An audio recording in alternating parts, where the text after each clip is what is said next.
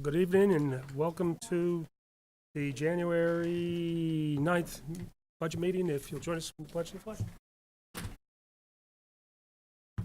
Pledge allegiance to the flag of the United States of America and to the republic for which it stands, one nation, under God, indivisible, liberty and justice. Thank you. I'd mentioned to Pat already that Bill Boyd will be here, but he's running a little late, and he asked me to have Pat, who got the number one pick this time, and asked her to wait. I appreciate it, Pat. So, I don't know if, Eileen, do you want to say something before we get started? I would just like to point out that this budget, again, is proposing a no increase in the tax rate. I would also like to tell you that in reviewing the budgets, Paul and I do have a couple of cuts that we have already come up with that you could do without causing any problems. So it's not in Tim's budget. So it's fire and police. Okay, that's all. All right. Tim, welcome and Thank you, for Mr. being- Chairman, members of the council. If you've had a chance to take a look, go ahead. I'm sorry. It was just pointed out to me by Tom that we have a public comment period, so if anybody would like to address the council, you can sit next to Tim or stand at the microphone here. And thank you, Tom, for that. But nope, I appreciate it. And Tim, thank you. Thank you, and hello, Eileen. If you've had an opportunity to take a look at my department's budget, I think what you'll find is essentially a level-funded budget from last year. In actuality, we're talking about a decrease of about $19,500, and that's due to the one-time expenditure of the new vehicle that was put into the department last year. So ultimately, taking out the one-time expenditure, the entirety of the changes are essentially due to health insurance and other items that are beyond my control. So otherwise, I'm glad to answer any questions you may have on any specific lines of the budget. Does anybody have any questions of Tim? Tom? Yeah, you had under travel and meetings, 8,300, it just says seminars and meetings and $1,500, which is the same as last year, but it's up substantially from the year before. I was just wondering if you could give us any more detail on what those seminar and meetings are for the public's information. 8,300. I still have $1,500 in that line. Yes, you do. Yes. It was 45 back 2 years ago. Oh, $45. Yes. A lot of that is I have, if you are familiar with my department, I've had some turnover in terms of positions, and now that I've had consistent staff for the better part of a year, I do expect that both Robert and Kelly will be attending more workshops and training over the course of this year. And that $1,500 has been a consistent number going back beyond the time that I've been in Merrimack. So that's been a consistent number in that line over the course of the years. Okay, so it's just various It meetings? depends on, a lot of the things we've been doing. For Kelly, for example, in order to update and maintain her floodplain certification, has been doing a lot of webinars, and those are actually free. So she hasn't had to expend any money out of that line for a lot of the training that she's been doing. Okay. We're just trying to get something Sure. a little bit more detailed than just seminars and meetings. But- Gotcha. That would cover items from the New Hampshire Planners Association, the Northern New England chapter of the American Planning Association, New Hampshire Economic Development Association, all the various committees, professional organizations that we belong to. Okay, awesome. Thanks, Tim. Yes? Did you have a question? Go ahead. Tim, I see that you have this 20,000. Can you refer, where you're looking at? No, sorry, strike that. I looked at the wrong column. We're good. Okay, thank you. That's it. I had one more question. On page 112, 8359, it talks about microfilming of plans. Are we really microfilming? There is still actually we do. That's part of the requirements because the state doesn't allow us to do optical scanning and keeping PDFs for permanent records. We do actually still need to do microfilming. So we are still doing Yes. microfilming? And that's It's the state's one of those idea, the crazy best state law archival- requirements that we still have to maintain. Okay, thanks. Just wanted to clarify that. Huh? You don't trust them. No, nobody Well, trusts I mean, I computers. understand that, but I'm not sure microfilming is the best archival method still, but it's where our state is at, right? So that's what we got to do.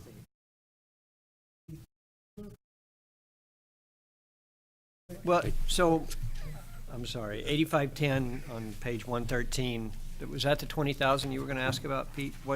What's this transfer to other funds?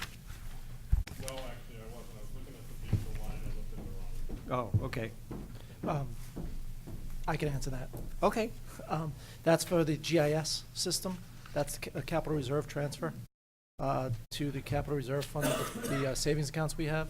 So his, for instance, we have the GIS capital reserve refund that we've done, $20,000. We put $20,000 a year in there for flybys, Yeah, mapping. It's the hardware infrastructure. We're in the midst right now of changing consultants for the town, moving from CDM Smith to VHB. So a lot of the current money between that and the flyover that'll be taking place that was delayed from last year due to weather conditions, that's where that money is, the GIS capital reserve is going to. So is it capital reserve funds, or is It's capital reserve funds. there a better way to label that? We will change the label. Yes, I think there is, but that's exactly so. This is actually setting money aside, as you know, not spending it. So we recently spent it. Yeah, Yes, that's we what- recently spent it, so as we saw, rather than see a big cost like $185,000 or whatever it was in 1 year, Yeah. it's obviously best to save up $20,000 for when we might need it again. Okay. Yeah. I mean, that's fine. I was having trouble deciphering what Sure. that meant. Thank you. All right, Tim. Thank you. Thank you. Bill's joined us. Bill has joined us. I didn't know when he walked in, but Pat? Am I on it? No. All right.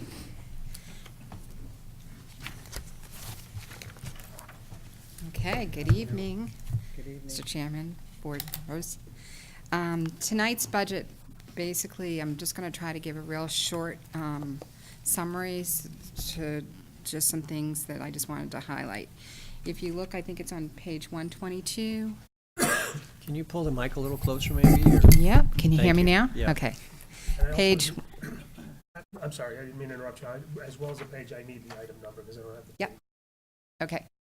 So I just wanted to point out there's on the page 122, so line item 8399 social service budget. Okay. So in this budget line items, I just wanted to point out that I did get a very large amount of requests this year, $139,180. I did power it down or bring it down to 75,833. 83.99. So I just wanted you to be aware of that because there was some concerns that I had in bringing the numbers down because especially with the amount of public notice or given with the substance misuse and mental health and things of that nature. So there was a couple of ones like Harbor Homes. I did increase Harbor Homes and Keystone Hall, but I only increased them a small amount. I didn't give them what they were requesting. So that was, I just wanted to point that out to you. The other thing is on the general assistance budget, which is the one that I'm just basically making sure we fund because of the fact. Carmen? Oh, no, please. So, can you get into the biggest one? Obviously, is Nashua, Greater Nashua Mental Health Center. They've asked for 66,000, which is an enormous increase, and you have made a recommendation of level funding them. So I'm wondering, do they have justification for that increase, and what is the reason for that? Well, in the past, actually, in the past, I would say 3 years, they have brought forth proposals with high numbers like that. It's hard, looking at the budget and knowing what is unfunded and what is left, funded and unfunded is hard to know, because I do get their budgets, but it's hard to know specifically what is left unfunded. They have given me a proposal, and for some reason in the last 3 or 4 years, they've kind of looked at the figures a little differently. But the thing was, I didn't see the numbers go up with it, so it kind of concerned me. So whenever I do have maybe a little bit of money, I throw some money toward it. But I didn't see a high increase in numbers, so because of that, I wasn't, wanting to increase the amount of money, just because I think they are calculating it differently than they were before. So does Yeah, that and answer that question? Yeah, and it's on them to prove it. I mean, Right, we're not and just going and to that was the increase thing. it. I didn't see numbers increasing to a point that I thought was any different from the years before, So so. you didn't have any data to justify an increase? I didn't feel that there was, I felt they were Sufficient, yeah. presenting it to me in a way that was different. But I didn't see the numbers being different, and I didn't see services being different. So I didn't feel there was a justification for that. But also at the same time, I'm kind of like hemmed in with, trying not to overburden our budget too. And I'm trying to look at all the ones that are requesting funds and trying to look at the benefits of each one. And so it's kind of like trading off here and there, trying to figure out what is the best way to balance everything. The ones that, this year that were a little bit more alarming for me was the one for Harbor Homes and the one for Keystone, because of the fact that I know they have new services. I know that they're doing new things. And this is the thing, this was the hardest one for me, because I just didn't feel like I would have gone over, about $6,500 to fund them at what I thought they needed. But because they have the safe stations, they are getting Merrimack residents, and they are treating Merrimack residents. And the Harbor Homes does that safe station section, and the Keystone does the treatments for long-term treatments and things like that. So these are things that I know is needed out there. I know they're not getting everything they need to combat what we're dealing with. So there was some concern that I had for the budget for this. So that is one thing. I just wanted to bring that to your attention. The other thing was the in the line item 8481, housing. Just so you know, as you saw in my actual, what I actually spent in 2017, 2018, so I did overspend my budget quite a bit. And as you noticed, I didn't really budget for a much higher amount. And this is because of the fact that we saw a huge surge in housing, especially in rental. The rental just went up considerably because of the lack of affordable housing, and so therefore, and the cost just skyrocketed. So I think this year, for some reason, now we're adjusting, and I haven't even spent 50% of my budget. So that's why I just wanted you to be aware of the fact why I didn't ask for more in that area. Thanks, Pat. Barbara? Hi, Pat. Hi. Forgive me for asking, but I'm the new kid, so this is really my first budget go around. Yeah. So I have a question for you regarding these charities. These are all viable charities. Some are getting grants. What exactly are we giving them money for? Are we paying them to service our citizens when they're referred to them, or is it just a charitable donation? Yeah. All these agencies that we are funding are agencies that are considered nonprofit. They do get grants, they do get funding, and we do look at that. However, not everything is covered by whatever funding and sources they give. They have to do a lot of fundraising, and this is to meet the gaps between some of the services. And this is one of the things that, they have, for years, they approached municipalities to try to make up some of the gaps and showing that they do serve residents from our area. And every year when I get these proposals, I request statistics, the amount of people that they're serving in Merrimack. I look at their budgets, I look at, their funding sources and things of that nature to see.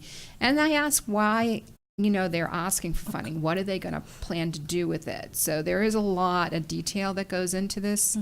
I have a whole book here. If you'd ever love to see it, this is all the proposals and all the things that I look at when we're dealing with this part of the budget. So when these groups come to you asking for funding, we're not the only town in the area who's donating to them. They're getting money from Nashua, Manchester, Hollis, Amherst, all of the neighboring towns as well. Correct. Now, can I say every agency is getting money from every town that I don't know that for a fact. I do look at the budgets, though. Sometimes the budgets that I asked for the what do you call it? The audit reports. Thank you. I was trying to remember what it was. I asked for the audit reports for all these agencies to take a look to see where, and a lot of times they will list all the places where they're getting from like municipal funding. So I kind of look for that to see if other towns are also providing funds for their fair share too. Peter. Pat, I know when we were talking about the Greater Nashua Mental Health Center, you kept saying, I look at the numbers. When you say that, are you referring to the number of people that Merrimack residents that are assisted by Greater Nashua? Yes. Okay. And where do you get those numbers from? That's part of the proposal request that I Okay. request. All right. Yeah, because I know that the police department probably deals with quite a few of the same people and using their resources as well. I just had a quick question on Lamprey. I know I'm familiar with all the other groups here, but Lamprey Area Health Center, I'm not familiar with them at all. Are they local? Yes, well, they're in Nashua. Okay. But they are a health clinic. So when you have people who don't have health care or health services, or they can't afford there's sometimes gaps between Medicaid and things like that, the health agency will take them and bridge those gaps. Okay. So it is for people who have an indigent need usually, but it is something that is kind of like been within the community. It started off actually in Merrimack years and years ago, and if anybody remembers the visiting nursing that we had, and it started there, and then it eventually moved to Nashua, but it used to be a Merrimack agency. Yeah, exactly. Okay, thank you. Thank you, Mr. Chairman. Pat, good to see you. Thank you. Dovetailing off of Councilor Albert's question regarding Lamprey. When I think of Lamprey, I think of the Lamprey River over in Rockingham County. And I'm just wondering the presence that they have in Nashua and the funding that we're giving for them might not be better allocated to Harbor Homes, considering Harbor Homes has just spent a ton of money creating basically a walk-in clinic, medical clinic, dental clinic. They have beds there for if they go to a safe station. Generally, some of the people that go to a safe station will be brought down there. I'm just wondering how much of it, in terms of our allocation, does Lamprey have the kind of presence in Nashua that's benefiting the citizens in our community that may take advantage of it versus Harbor Homes, which to me has always had a larger presence in the area over the last 10 to 15 years?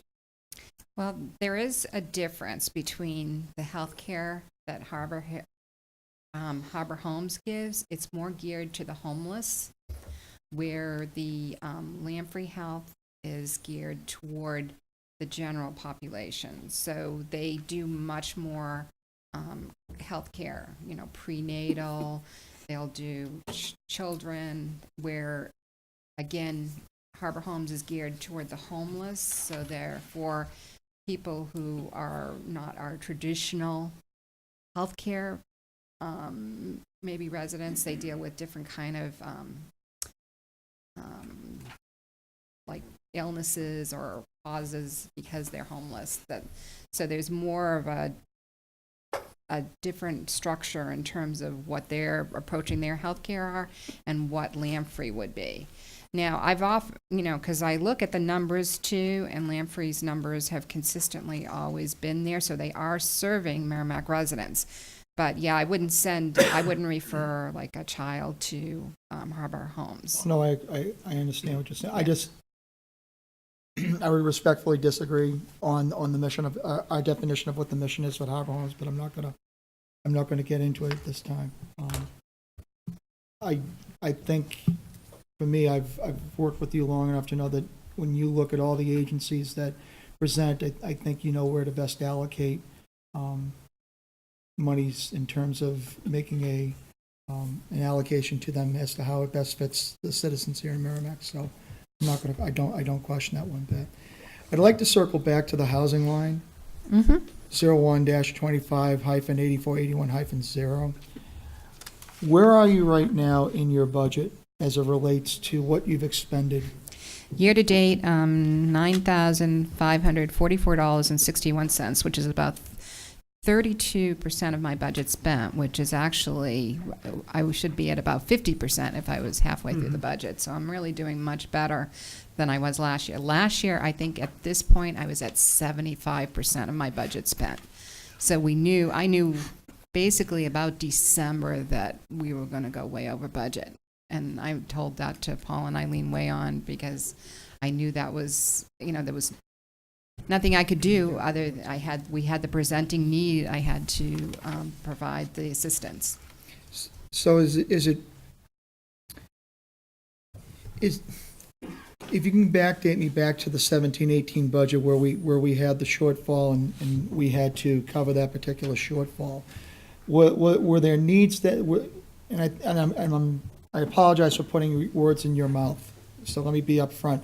But if I remember correctly, the conversation that you had shared with us at the council, that they were unanticipated needs that had exacerbated over the last two close to 2 months of your budget cycle. Is that a fair characterization or The or last not? 2 months. Going back to 17-18, so I'm like talking March, April, May, that's where Actually, your that's when budget, for the lack of a better term, kind of exploded and over.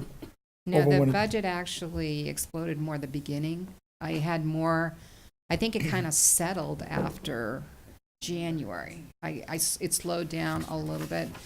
That's why I knew, like, I was at 75%, I'd say, by December last year, and I knew I was just getting hit left and right with evictions. It was just something that was,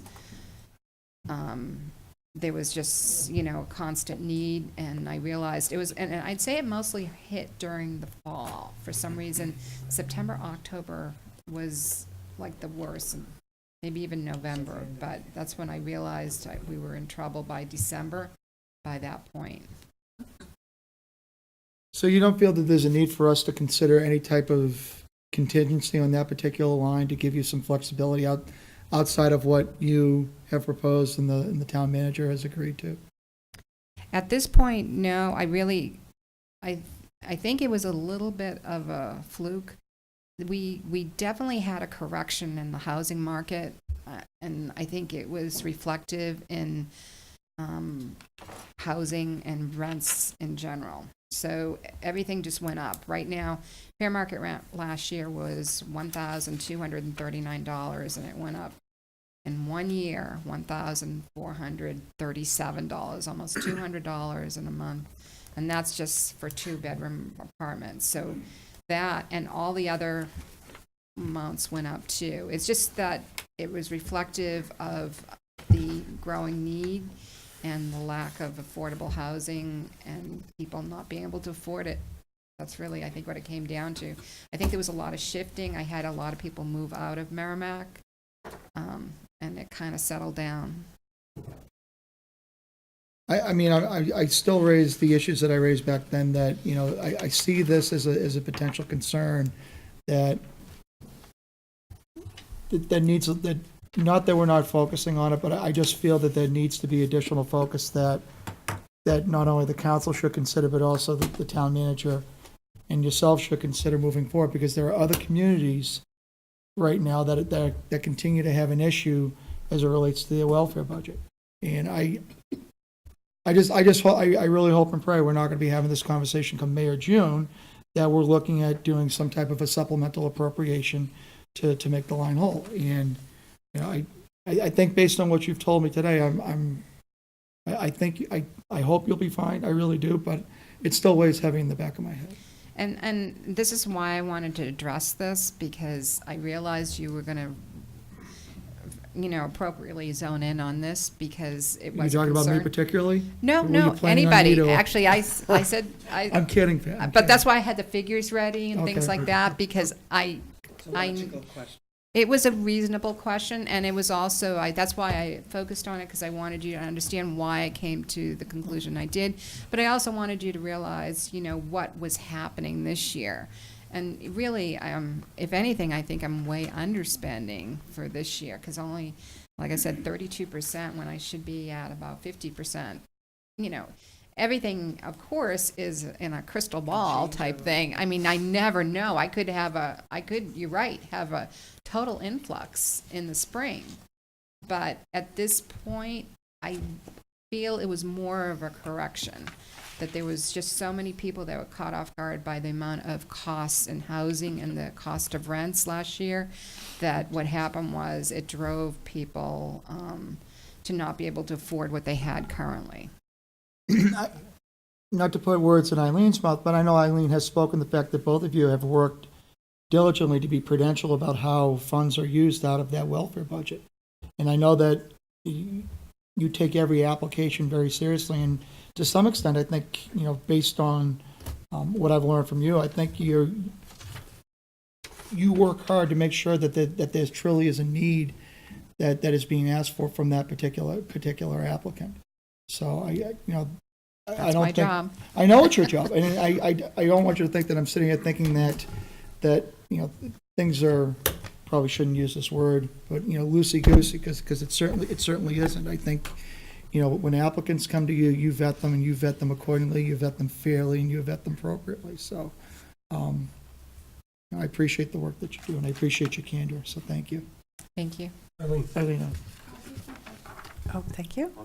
I just wanted to know, I know that you attend regular meetings with other welfare directors, so I'm sure that you have a lot more information about trends than, clearly we can't anticipate one really expensive client that has enormous costs for their medical drugs or something. Those can really hit your budget, but I'm sure that you're not just whistling in the dark here. You have some serious experience on what your numbers Right. should be. And, just one thing, whatever it is we have to spend, of course, and should it go over, there's always going to be, because there'll be salary savings, different kinds of things moving around in the budget. And if we know that we have to save money for Pat, we will not get something else. So we're right on it all the time to make sure that, if we have to move money from her budget, it's because we're watching everything carefully. Yeah. And I Unless have, I'm sorry, I just have one question before I forget. I tend to do that these days. I wanted to ask you, because it was a question that was brought up maybe 5 or 6 years ago in all the welfare departments, and that is that the county was paying a lot of these social service agencies, which means the towns were paying for them twice. So I just want to make sure that we're looking at the county to see what they're paying, because I think we're 21% of the county, something like that. And whatever they're contributing, we're contributing to. So, Yeah, I haven't seen a lot of these agencies have county funding that I've noticed, check but their budget. but I can check the take a look county at it a budget. little bit more. Check but the county budget, yeah. okay? Thank But you. you have to understand, they also have state funding, federal funding, there are overlaps in all these things. What yes. I'm saying is, we directly pay for the county. So whatever the percentage, Okay, yeah, I see what you're whatever saying. we're paying, whatever the county's paying, we're contributing by To that, yeah. default 21%. So I'm just saying, if you haven't done it, if you would, please. Sure. Thank you. Pat, I see on line 8494 burials, and I know we didn't spend the money in 1718. Have we spent any money on burials in the last few years? Yeah, I did spend, if you see the actual amount, I did spend one burial. Oh, okay. So I did spend one. And that's a very hit or miss thing. I just don't, you never know. You never know. I think the most I've done in a year was maybe 3. We do have a cap on it, and I usually can do a cremation for that amount. So usually it works. But I never know. Okay, thanks. Not my favorite part of my job, believe me. I'm sure. Pat, just one other question on the education and training 8352. It says here the NHMA annual conference. Are you actually going to the New Hampshire Municipal Association conference? or- Well, I was. I didn't go this year because they raised my price too high, and so therefore I didn't go this year. Too high, meaning from 135 to 150? It was 175, I think they raised it to, so I didn't go this year. Right. So you budgeted 150. Do you need more than that this year, or? Well, question, we don't belong to, well, That's Yeah, where my well- question's going well- eventually, but I just wanted I to apologize, understand. Council Koenig, I apologize. I do go because there are some things that, of course, they have sessions for us to do, but also, I'm also the president of the New Hampshire Local Welfare Administration Association. So I do go to represent them, and this past year, that was one of the things, I just went up to handle the annual meeting elections because I didn't go to the actual conference part, but I do go. Specifically, I have to go for that reason, but other than that, I do go for just educational things like anybody else. And I have no problem with that, but as Bill Boyd pointed out, we had dropped out of the NHMA, and they've stopped us from attending other conferences. Didn't know if that was... And I'm still part of the affiliate because New Hampshire Local Welfare Administration Association is an affiliate of the New Hampshire Municipal Association, so therefore I'm That's how you allowed to go because I'm an affiliate member. And also being the president, they It's also. reasonable that you should Right. go, yeah. Okay, I have no problem with you going, I was just trying to better understand it, because sort of as a precursor to further discussions down the road, the planning board is very interested in rejoining the NHMA, and they've asked me to promote that, and so I wanted to, I noted that in there and wanted to understand the relationship. Right. So thank you. Anybody have anything further? Thank you very much, Pat. Thank you. We appreciate it. Thanks, Pat. Thank you, Pat. Next item is communications. That's 05. I don't know what page. 45 45. and 45 AM.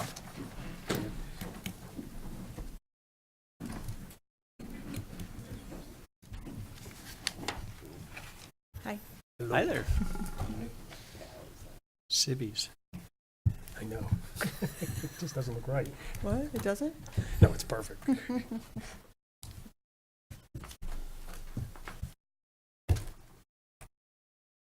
evening.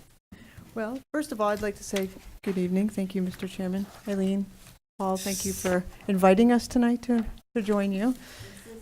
Insisting. Well, I considered it an invite. Lady couldn't wait to be here. If I could to just take one moment of your time, I just wanted to recognize that today is National Law Enforcement Appreciation Day, and I just wanted to say, I've been doing this now for a little over a year, and I cannot thank the people that I work with enough. They are absolutely incredible to go in and come in and go out on the road every single day, not knowing what we're going to face or what they're going to face. I don't face much in my office except for the deputy. And I just don't think that they understand how much that they are appreciated. I mean, we put things on Facebook and they see words, but I just wanted to say thank you to them, and thank you for the staff. I've been out for a few weeks, getting some bionic parts put in, and they've really taken over everything and helped prepare for this. So I just wanted to say thank you, that's all. Okay, thank you. Now we'll be quick. Again, thank you for the invitation tonight to be here. We have what we believe truly is a very responsible budget, both in communications and the police side, and we'll just go over some of the highlights for you. We are going to start with communications, it's my understanding. We just have 3 quick changes, and if there are any questions, I will refer to Deputy Chief Levesque for those. He is much more versed on portable batteries than I am in voter lines. It's my understanding that we all have the same pages, so page 48 is what we're going to refer to. Item number 8203. We added $3,000 to purchase new batteries. Each battery is $3,500. Oh, I'm sorry. For the total that we need is $3,519. In that, for those batteries, we're talking 42 batteries. So that would be the cost, $3,519, to replace all the batteries. And as you can imagine, with all the portables, each battery needs to be replaced after so many years. You know what the Depends on battery usage, depends on usage, obviously, but typically around 3 years or so, 3 to 5 years. Didn't we just buy brand new radios last year or two, or? So we bought a couple of new portable radios to outfit the new officers. However, this would be to replace the batteries that we were purchased underneath the state grant, like, I want to say 4 or 5 years ago. Oh, okay. And they're also to replace our other. It does. It's also to replace our other radios that we have in the schools, town hall, those batteries as well. So we have 4 different series of portables. So it's a myriad of different batteries. So, Paul, will you adjust that in the budget, the 30, from 3,500 to 3,519, or no? No, because I would recommend the $19. There's so much money in between the 2 budgets that we can make up the 19. Sorry for being too exact on that, Paul. 22 cents. 22 cents. It's always approximately. Anything else on that? No. Same page, 48, item number 8260. There is $2,320 added for E-lines for cellular airtime for our mobile data terminals. No, I'm going to let the deputy finish. It's we transferred to as you guys are well aware, that the communications upgrade is up in full swing, and we're running on the new network now. And part of that, we're going to a more dependable service from the phone company. It's called E-lines. Basically, it's data lines as opposed to copper lines, and that's what that's for. Is that in one of these specific line items? Right. It's radio voting system. Oh, So is it 2,300 Voting added to system the is an E-line. 7,180? So the 2320 is added to the entire 8260, and that is for the E-lines and adding the cell time for the terminals that we added into the tablets into the vehicles. So you have to pay for the airtime that you use the tablets on, and we did add some tablets to the vehicles, so they're all outfitted with tablets now. So in our budget, it says 28,960. So we have to add another 2,360? no, No. if you look back at the 18-19 budget, it was 26,640. No, I'm looking at this number right here. Well, But there's the But that's the total for the 3910 year. that you just asked for, Oh, I got you. Okay, and there it it's is. included in there. Gotcha. I will never admit that I'm writing math, so I'm not. Me neither.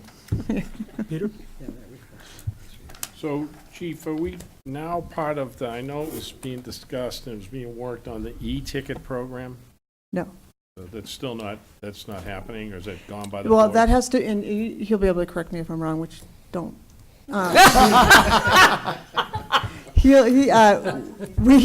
Our records management system, as you are well aware, is antiquated, and it doesn't support us to be able to do that yet. So that, we won't be able to get those e-tickets. And what he's referring to is just there's barcodes like on licenses that you can scan and the ticket automatically comes up and we don't have to, because we still do the handwriting tickets.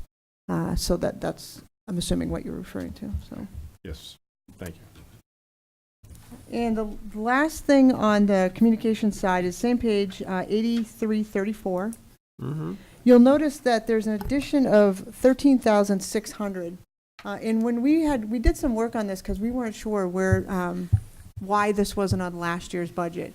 So I don't know if Paul is going to speak to it or not. It's just, for some reason, it was an oversight. That money is allocated for us to maintain our antiquated records management system. So if we have an issue with something or we need technical assistance, that 13,600 is paid to Crime Track, who is our records management, and it allows us to be able to call. It's almost like a service contract, if you will. So if we need different parameters set for things that we're looking for in our records management system, we can call them, and they'll do their super genius algorithms and be able to give us most of the time what we need as far as data. And where did we get the money last year? We just got it, I think. Just an accumulation? Well, that's for 18-19 budget. It was not put in. There's been significant salary savings in the police department. And we did check back into several budgets prior to last year, and it was in there.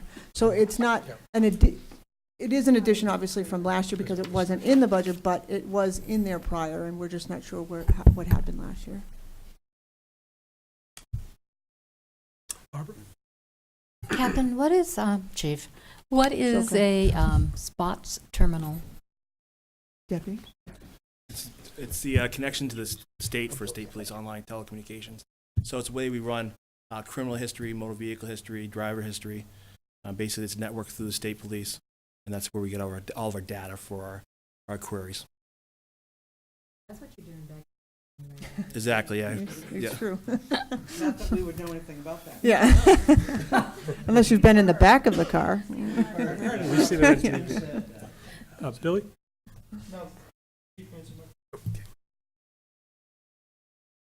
We're actually in the process of looking at that allocation because, to my understanding, we haven't billed for the spots terminal for a couple of years. However, the state can't guarantee the next memorandum of understanding that we're not going to have a fee. They're saying there's not going to be a fee, but there's no guarantee yet, so that's why we sort of want to leave it in place just in case. Yeah. So they haven't billed us in 2 years. I was going to ask, because that line item across the years, 8334 on page 45, third bottom, varies all over the place. Sorry, it varies all over the place from 13 to down to 4, 5 in 16, 17, up to 17, and Correct. now you're going up to 25,000, and it just 25,000. seems to be a lot of number variation there. So they were billing us earlier on, several years ago. We had different setup to run driver license queries, and that was through the spots. Now there's a company of Illinois that handles it for New Hampshire. So there was additional users fees back then. Also, they were billing out every agency $2,500 at least for using the two terminals. Like I said, for some reason we haven't been getting billed, and we spoke to the state today, and like they are probably going to eliminate that fee completely, but they can't guarantee it yet. So, following on with the computer RMS thing, that $13,000, is that a fixed cost per year, or is that a consultant fee that up to that much? It's our annual agreement with the Microsystems Crime Track. Okay. That's basically for them to service if we have issues, if the computers go down, because that's a lifeline of the PD to have a records management system. Obviously, that's how we dispatch all our calls. We keep track of everything. So that's basically to ensure that they're 24/7 for help. And like the chief said, if we have special projects we need to gather some additional data, we just call down there and they're super helpful and they'll try to run the reports for us. At no extra additional charge? Correct. Okay. All right, just because that budget line item has gone all over the place. 2 years ago, it was down at 4,500 expended, which doesn't add up to 13,600 or anything close to it, so Yes. Peter? Thank you.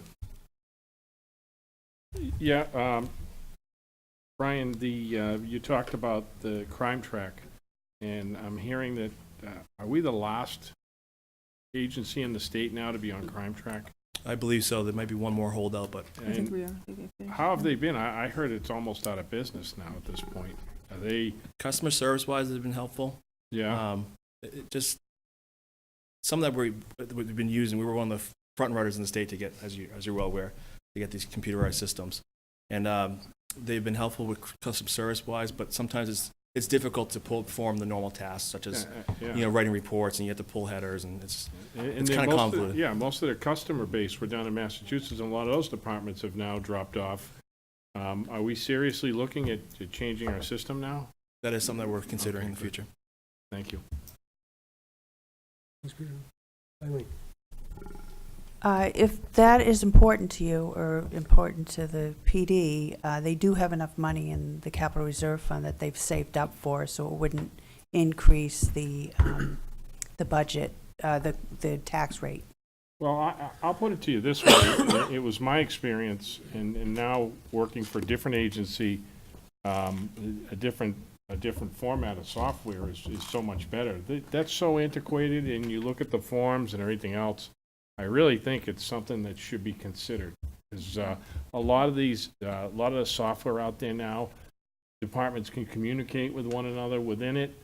I know that IMC, if a police department up north enters information into that, they can interact with a police department down here. So that's one form of the software, but there's others, though. Seriously, need to look at it, because that's old, and I mean, I've worked with that so many years. It's bad. Any idea how much? Excuse me? Any idea how much money we're talking? Well, the thing at the time I researched it a few years ago, the problem was it's changing it over is about, at that time was, last I knew, and correct me, was about 100,000, little over. But the storage of it's taken the old information now and all these records we've had over the years, and then putting them into storage somewhere that's compatible that they can still get at it is I think is costly there to the tune of what, 40,000, I think. I think early, a reasonable estimate would be around $175,000 to $200,000. Total, okay, And so. Councilman Albert's correct. It's the interface from our current system into the new program. Because we can't lose 20 years of data. That's just not something feasible for us, so we need to have that interface. And we are starting a committee and because there are more than, obviously, but, you know, it used to just be something other than Crime Track, IMC, but now there are so many more software companies that might be more beneficial for us, so we're actually are going to have a committee that looks into which one might best suit our needs. I think that one man's opinion, based upon my experiences there, I'd like to see you guys away from Crime Track within 2 years. I would too. We would too, just so we.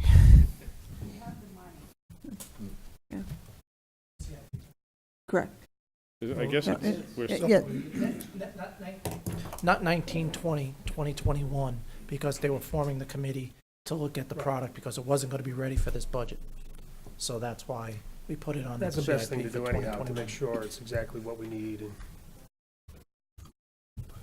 Barbara? I don't know if this is an error or not, but on the budget expenditure report, there's a line item for 8508, operating equipment. And when I look at the actual line item breakout, it's not there. We realize that too. Oh, so you don't want the $1,000? That's, I just didn't know if you had missed it or if it had get dropped off or I'm not sure. if you needed it. we discovered that this afternoon, actually, with Deputy. 8506. It's line 8506 in the budget book. In the summary sheet's 8508. It was when it was brought over to the finance software, it jumped the line, Okay, so but it's there. And that's something that we do use. 8508 on there. You get two different descriptions, Paul. 8506 is communications equipment, which matches up with 8506 on page 49. That matches up. It jumped the line when I brought it over to the finance software from the Excel sheets. The $1,000 there, it's just either an 8508 or 8506. Okay. It's operating equipment or communications equipment. It's the same line item. It's just, when I brought it over into the finance software for the budget, it jumped the line to 8506 instead of 8508 instead of leaving it at 8506. Okay. Just don't want to shortfall them. No. Yes. So just for, for totals, for a total situation, you can see that both budgets total the same. So when you look at it, it's 932,085 in the one, and then 932,085 on the other one. So it's just, you see, yeah.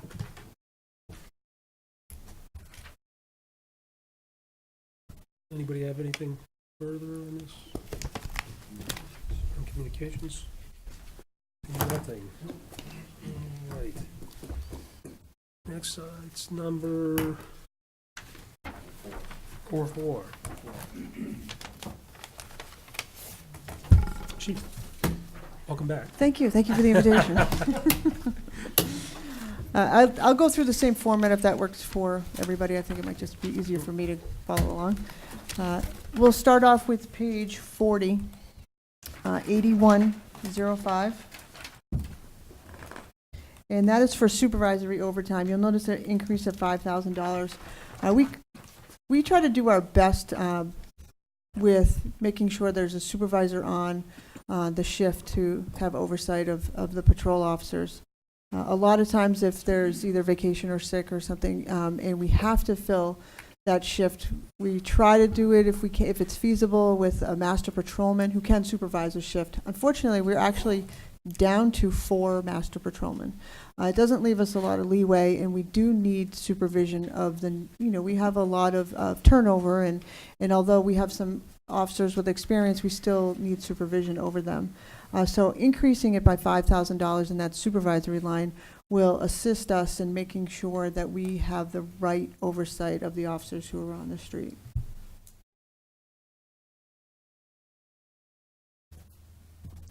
Eileen, just feel free. If Okay. It's easier for No, me to point if you want, I'm because not I going can to be see everyone. disrespectful Everybody's to you, pointing at me. I Finley. just It's realized very I'm down important. here. You're the man. I should just not pay So, attention to this and be focused. Anyway, I didn't know if you were going to get to the Zapper regular talks. wages next, because Yes. you're not doing them in order.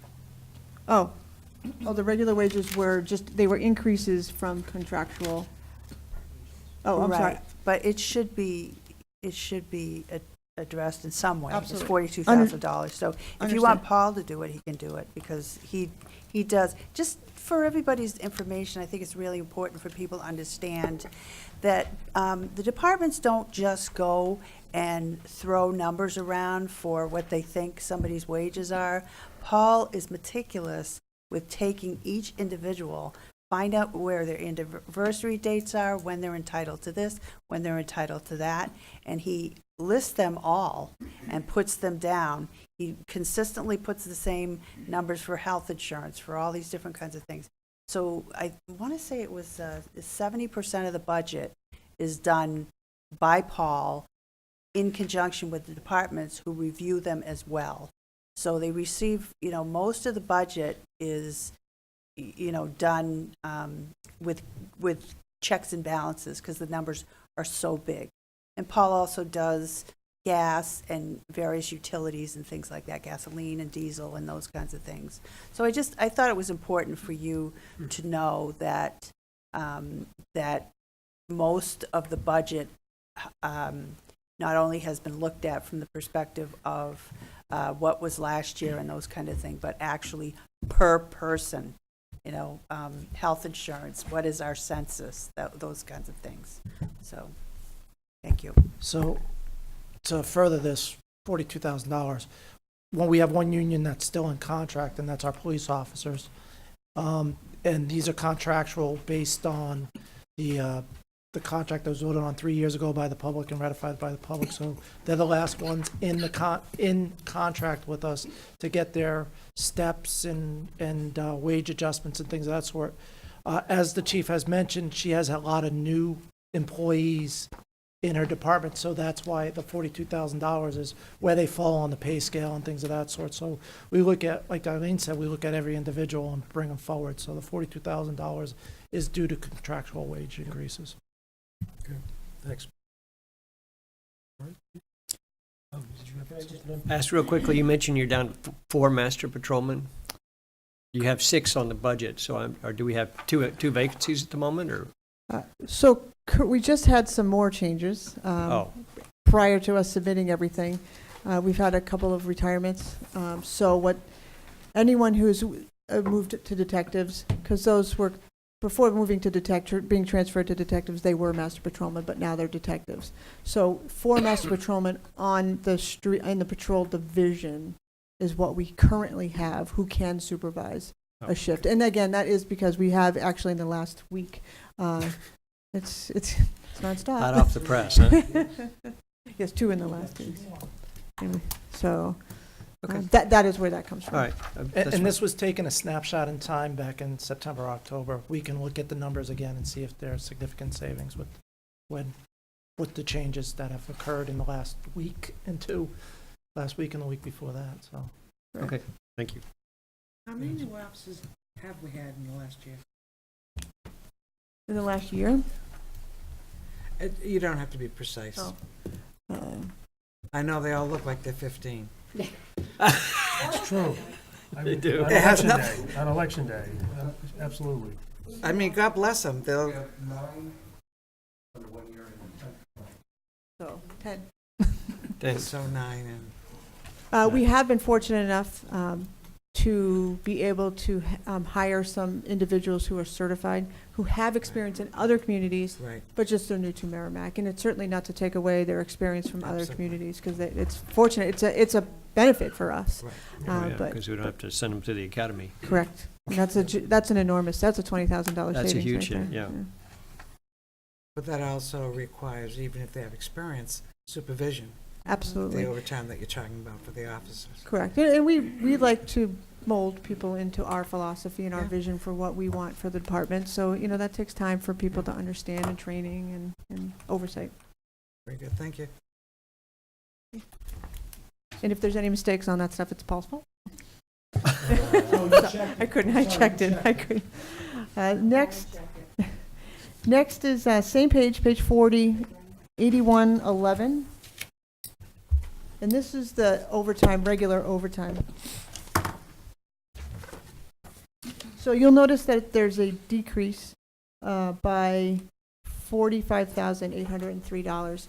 And that is because last year at this time, You and I. actually, last year in January, you were gracious enough to implement a special investigation unit, which allowed us to hire 2 officers, but in the meantime, we had to train.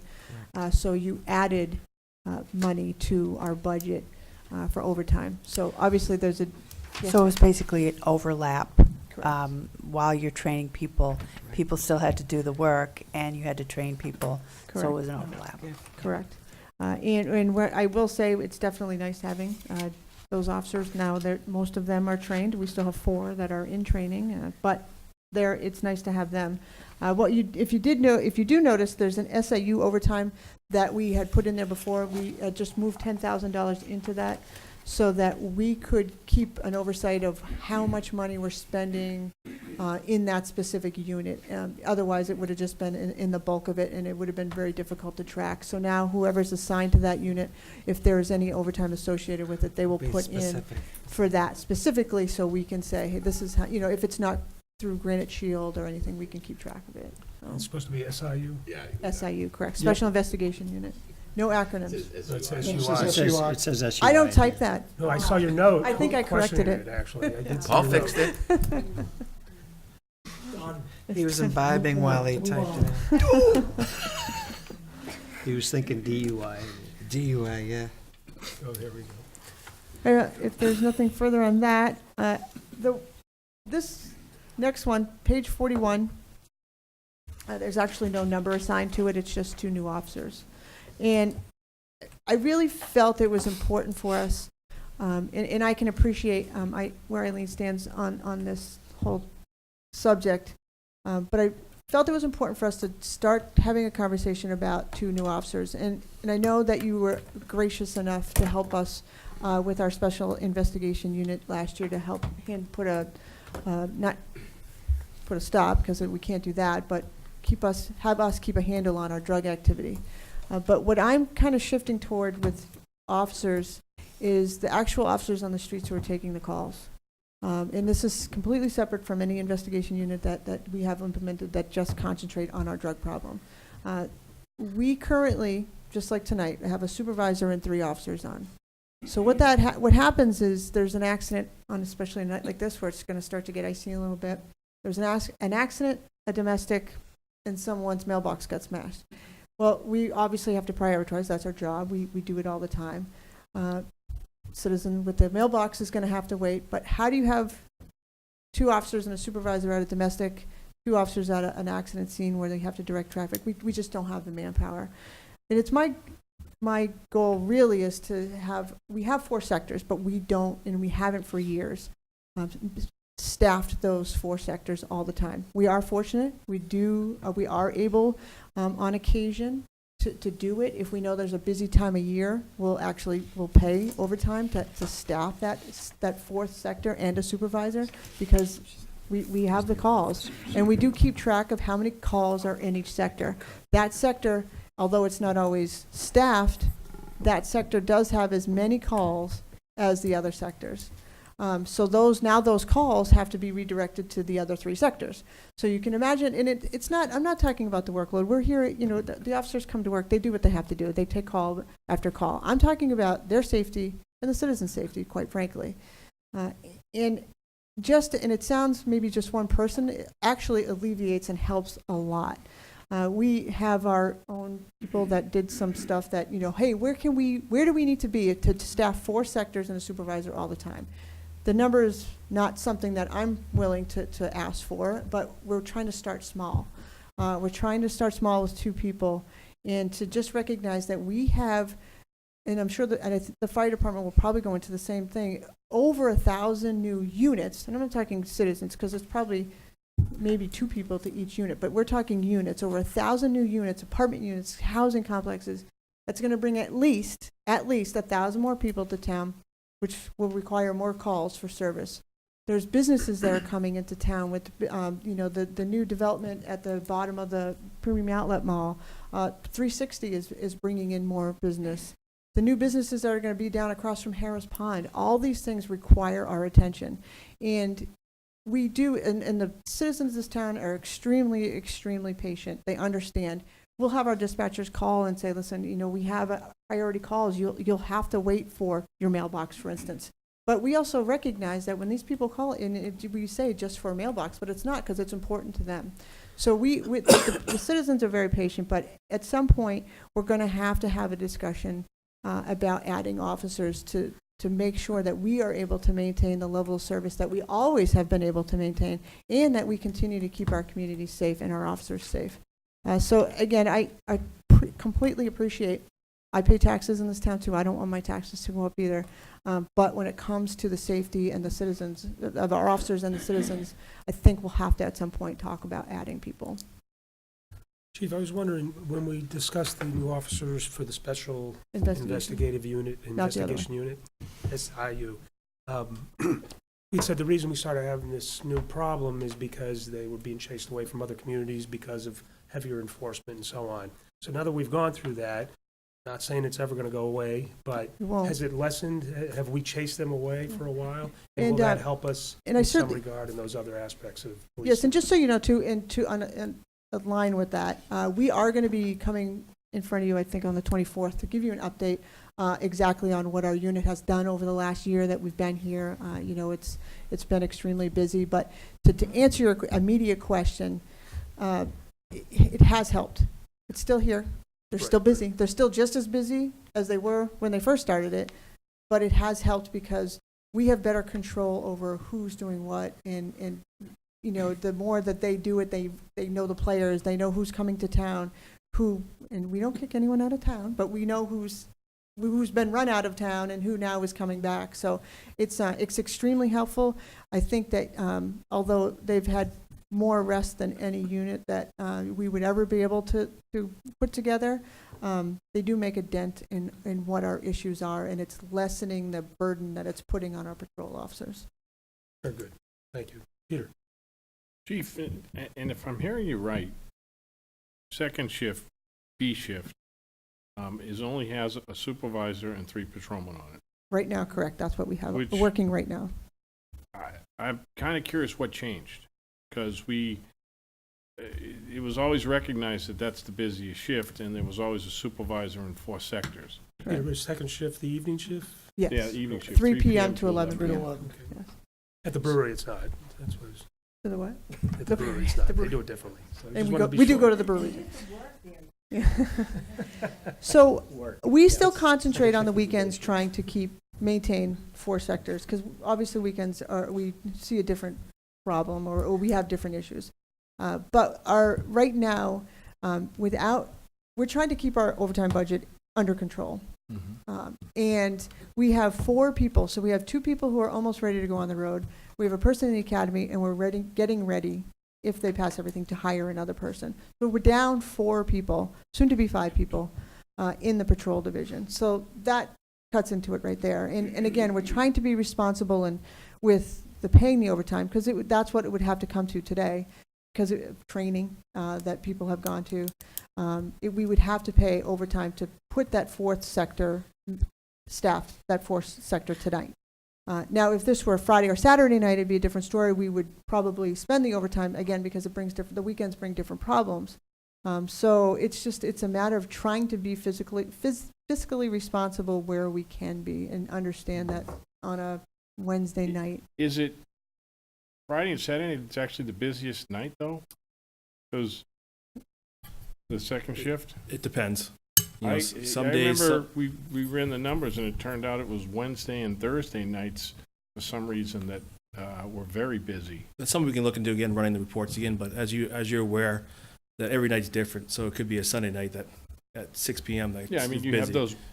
have the blips and everything, but Correct. But we do find more arrests on the weekends, from DWIs and such. I guess what I like to see is, when you come in for 2 new officers, and maybe you have it and I just don't have that information, is how many Part 1, Part 2 crimes are we investigating? Part 1 especially, the more serious crimes. And then, and then the calls for service spread out during the week to see all that too. So that might be something that I think would be helpful for the council to see. So And we do have those for the annual report. We already have them generated as far as times. Days, I don't think we have days of the week done yet, but we do The fire have the chief time. actually ran a few years ago a great chart. I'd never seen a graph that way before, but it was a 24-hour round chart, and it showed the impact of calls, day, time, and everything. And right, and it was a spectacular chart. So I don't know if you've ever graphic there. It I don't know if made a you've big ever difference in done that, but it understanding. helps me, and I suspect us, visualize it in a much easier Then fashion. we will get that to you. Because, and then I don't know if we're, because of contracts, I don't know if we could staff accordingly, if those things can be shuffled around. I'm not sure how that would all fall into place. But What I'd like to say is, the chief and I talked about that today, was it yesterday? Yesterday, and our discussion was around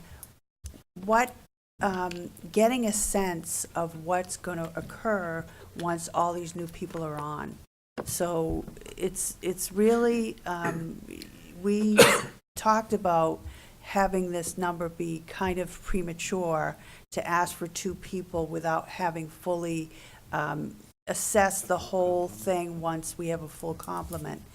And I would also like to say that I do not put the squeeze on anybody as far as overtime is concerned.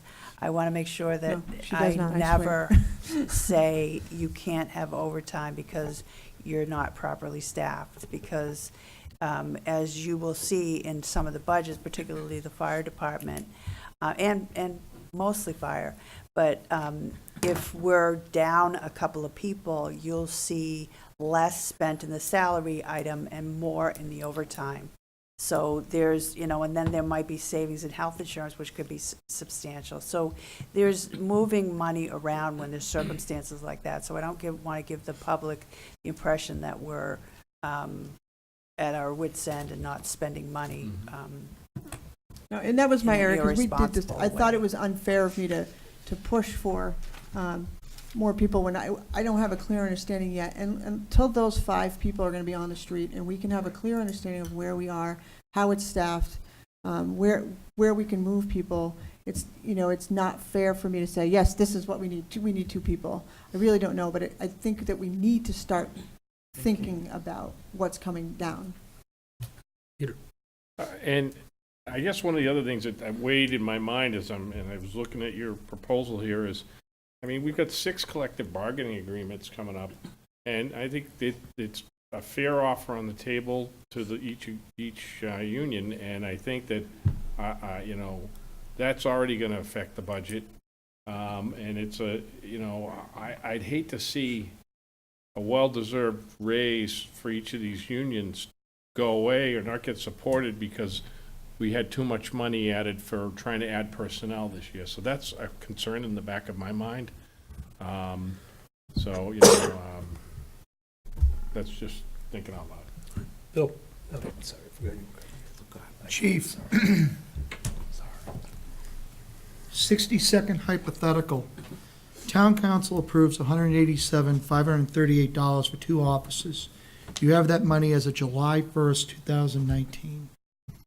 How long would it take for you, or let me backstep, let me retract and rephrase. What would the process that you would take? Would you seek to hire a veteran police officer, or would you want 2 new academy trainees? What would the process be for you to add those 2 officers as of July 1st, 2019? Well, my easy answer is absolutely, we would go for certified anytime. And that's what we have, a current opening, that's what we are advertising for, certified. Unfortunately, it's a hit or miss whether or not, sometimes we have 5, sometimes we have none. So that's a hit or miss. So that would be my preference, as long as they are a good fit for Merrimack, not just because they're certified, because that comes into play too. Fair enough. So if that weren't available to us, what we would do is do the process and it's about a 4-month process between the advertising, the testing, because there's physical tests, there's written tests, there's oral board examinations. So all of that being said, between testing and not, we can rush it through maybe in 4 months, and that's a rush. And then they attend the academy for 16 weeks. And then they come back and they do field training for another 12 on average. Could be longer, could be shorter. 12 weeks. So, I mean, realistically, by the time, depending upon when we can advertise and test, if that's before July, that obviously helps, because then maybe in the July or August, I think it's an August academy, then we can try to put a person through then. But realistically, it's almost a year before you're really out on your own and you can go take calls. I share your concern, because you got Flatley going up like a carny ride, and the planning board's looking at another 232 units. That is a lot of. A lot more than that. I understand that, but I'm just, no to Council Healy, I appreciate that. I share your concern, and I respect what the town manager has done. I'm just wondering if should we not be having this conversation at this budget, as opposed to putting it off? I'm being serious. I I don't think the effort's gone in, in order to have the understanding the chief spoke about earlier, I think it's actually quite important to see how it falls into place with the full You're going to get that people power information where- anyway. If we, and again, it's a hypothetical. If you appropriate the money in this year's budget, it's going to take a year, because as the chief alluded to, it's going to be hit or miss whether you get somebody with substantive street experience that's going to walk into our community. At a minimum, it's going to take them 6 months to understand how to get around Merrimack. Okay, and I say that with a tremendous amount of sincerity to the police officers. Okay, if we're looking at additional data, I don't think we're going to glean anything different from additional data than what we don't already know right now. And again, I don't mind being in the minority. I'm used to being the minority on this council, and that's fine. Went. Yes, went. I think, That was professional. Brutal, brutal. I just, It must be me. It's the chair. It's gotta be. I think the conversation needs to be had now. I really do. Nancy, thank you. I agree and disagree with you at the same time. I think it's appropriate that it's brought up for an initial conversation. I do think we need additional data in order to determine like the calls, and that's exactly what I was thinking of, Finley, is that kind of data, the graphs that we received from the fire department that really was blatantly obvious and visual so that all of us understood it. And I agree with you in the sense that, and it's going to be true for the fire department as well as the police department, the progression, the building of these developments is going to have an impact. But it's not going to happen in 5 months. There is going to be time between. And as we continue to collect data, that's going to be more justification for those things. So I think we need to keep in the back of our mind that, yes, we need to consider this for the next budget. In the meantime, you're collecting the data. In the meantime, those positions are being filled. And for the next budget, and some of those developments will have had, like the Flatley, they will be actually filled at that point, and so we'll be able to see the impact or some trending going on. And again, it's not, and maybe by the outlets, they may or may not be. Who knows what's going on with them? But some of the development will be done, so we'll see if there's any trending going on. Again, fire and police, and we're going to have more information upon which to make a decision. I think it's wise, though, to bring up the idea, because all those things will be, and we have to consider that in the next budget in lieu of everything else, the contracts and all the rest. Correct. It's all part of the balance. And the reason behind it was because I don't want to be the kind of person that's, well, let's just wait and see what happens, because we all know it's a year before we actually get to what we need to get to. And if we waited to talk about it, if we waited until next year, then it's another year because We can be things collecting happen. data in the meantime. Correct. And you know, we will do everything we absolutely, that's asked of us and that we can to show you that, and it'll be hard because we can't predict what's going to happen. If you can justify it to us in terms of data, then you'll have a whole council that will justify it to the public. Correct. And that's what we're representing. We're saying, okay, where's the balance here? And if there is data to justify it to us, that yes, it's worth this extra money.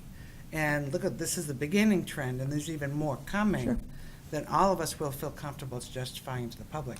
And I think if the counselors feel comfortable, really comfortable, they'll fight like hell for you, and I think that's been known in the past, too. Absolutely.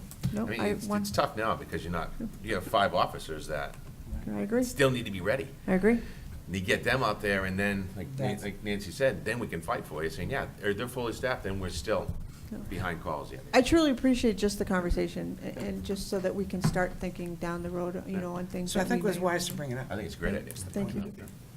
It was Eileen's idea. Peter, Yeah, and a great example of trying to forecast impact is the outlet malls. I mean, we thought it was going to have an incredible traffic impact and so forth, and I remember planning for it, and it didn't turn out that way. They were dead this year. And it They hasn't were. turned out. So that, and I guess, Chief, maybe you can answer this for me, but when's the last time, I know when I was there, when was the last time Merrimack PD's been fully staffed?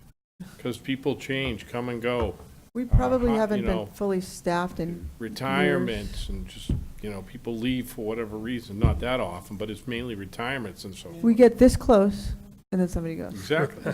So, I mean, there's always that going on. So, okay, thank you. thanks, Peter. Tom? So Chief, these 5 people that you're bringing on board are replacements, right? They're not new people. Correct, absolutely correct. So you've had some experience with a more fully staffed department than you have today. Correct. Right, so you have some concepts and ideas of what you need as far as being able to cover the different sectors and things like that. I'm a little skeptical of the need for additional data based on what these 5 are going to do, because these 5 are just replacing the ones that we've had before. That's correct. So we have some feeling or understanding of what the department functions like when it's close to full. Right. Right. And we're almost again close, but. And so hopefully we're going to get to be Yeah. close again. But the concern that I think is being raised, that's valid, and I don't disagree with you, Bill, is that that these future developments are coming along. And each of these developments, as it comes along, has to do a fiscal impact study to decide whether or not they're going to be cost positive, or cost negative to the town and or the school or the conglomeration. And that includes police and fire support for the extra load that they're putting in the town. The problem is none of those fiscal impacts imply that the police officer is going to show up for a year, right? They always say, when these things are fully staffed, we're going to have this much need. And we have to advance think that about a year or so. And if we miss it this time around, we're looking at being 2 years out before we get these officers in from today, if you will, or something like that. And I'm Correct. just So it wondering wouldn't if be till maybe we July the next should year. consider a half step, go for half a year's salary for 2 people and consider bringing them in December timeframe after you've had plenty of time to look at the data, and then choose to or not to bring them in if it's appropriate. You as bring up a good kind of a point. compromise. How do we get, when it's presented, when there's a project, they have to do an impact study. So we should really get that information to know how that impact study is going to affect our police and fire. And We, the council, or Yeah, we, the the council. town?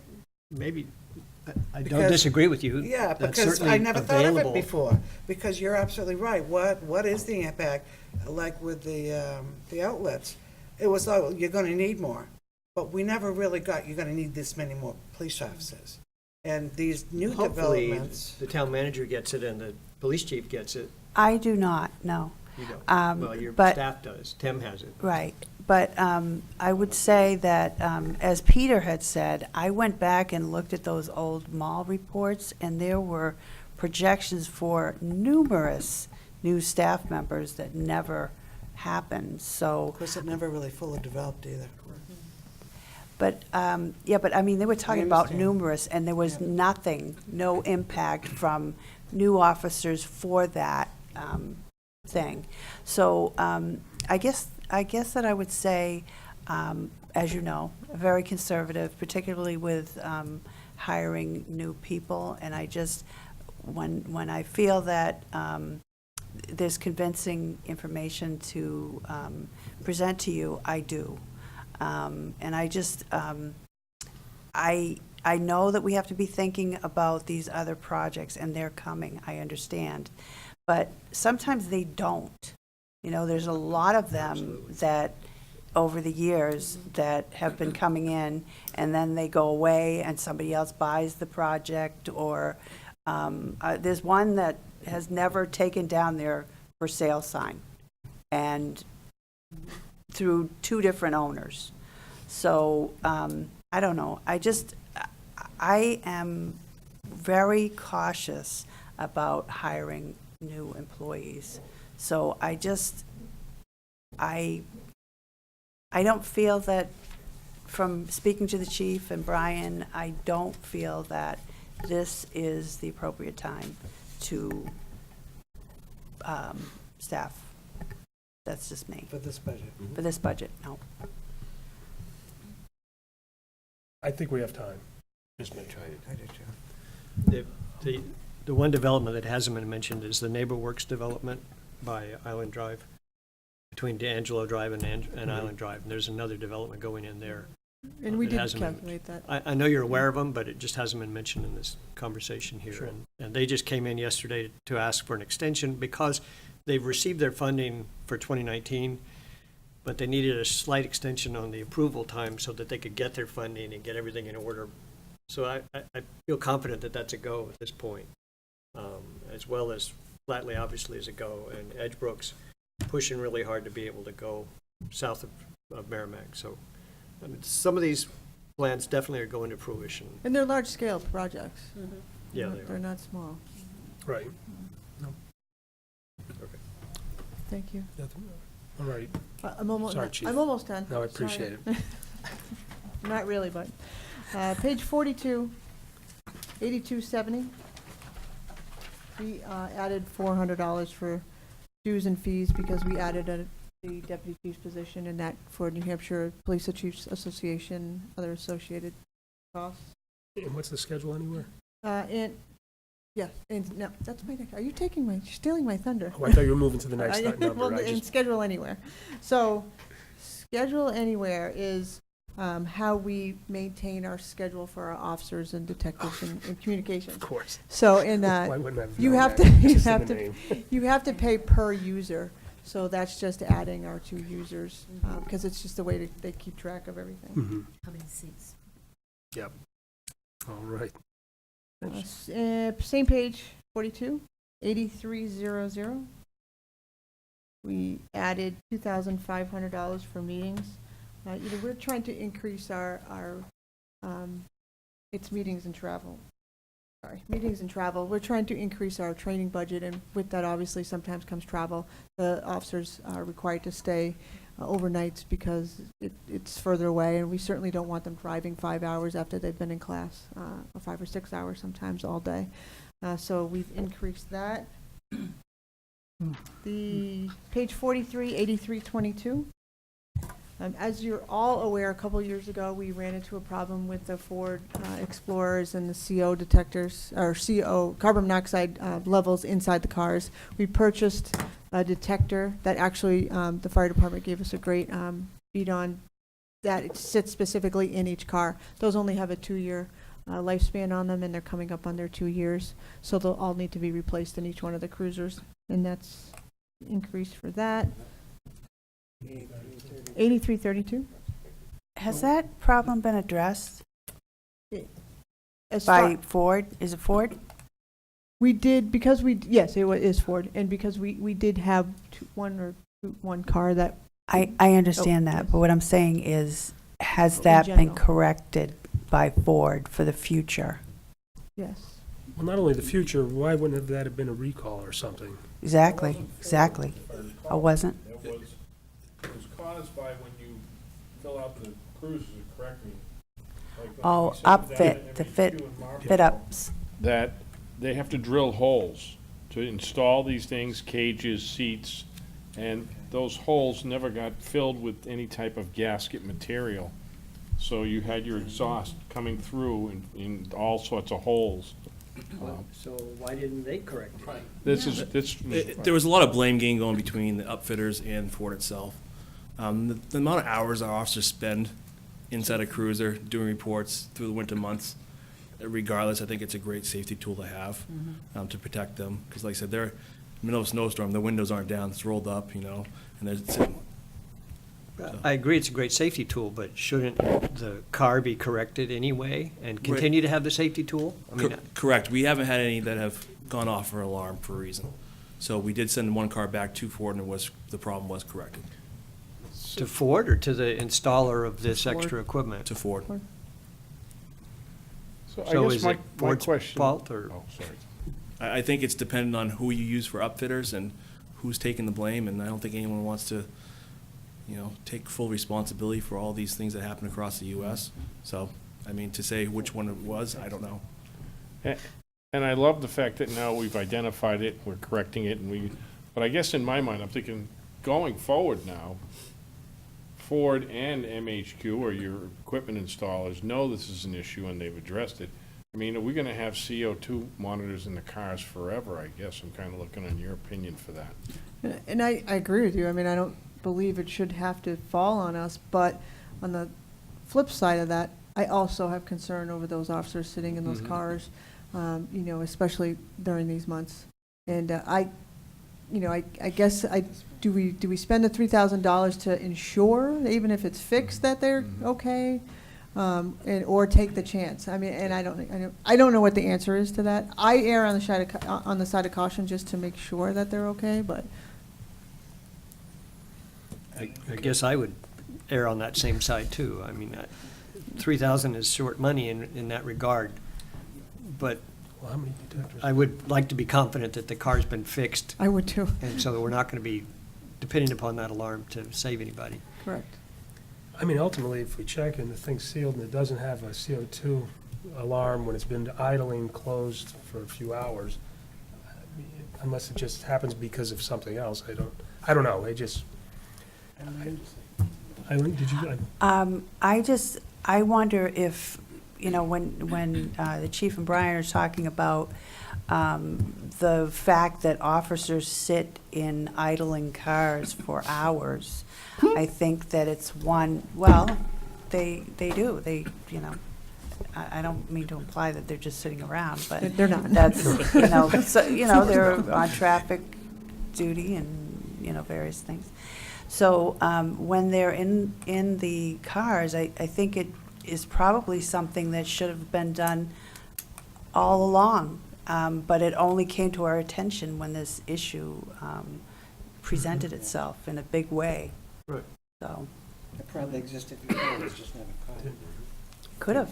I mean, that's the thing, is it could have. Now I know why I've been sleepy for 25 years.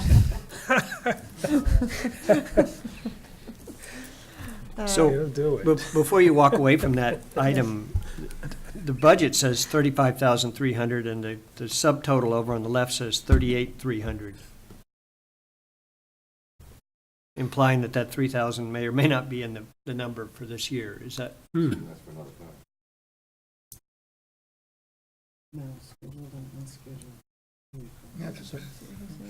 Yeah, but aren't you guys looking for another car this year? Tom's right. Additional That's car not this under year? that thing. So yes, so under where it says town manager 1920, it says, what did I say? Messenger?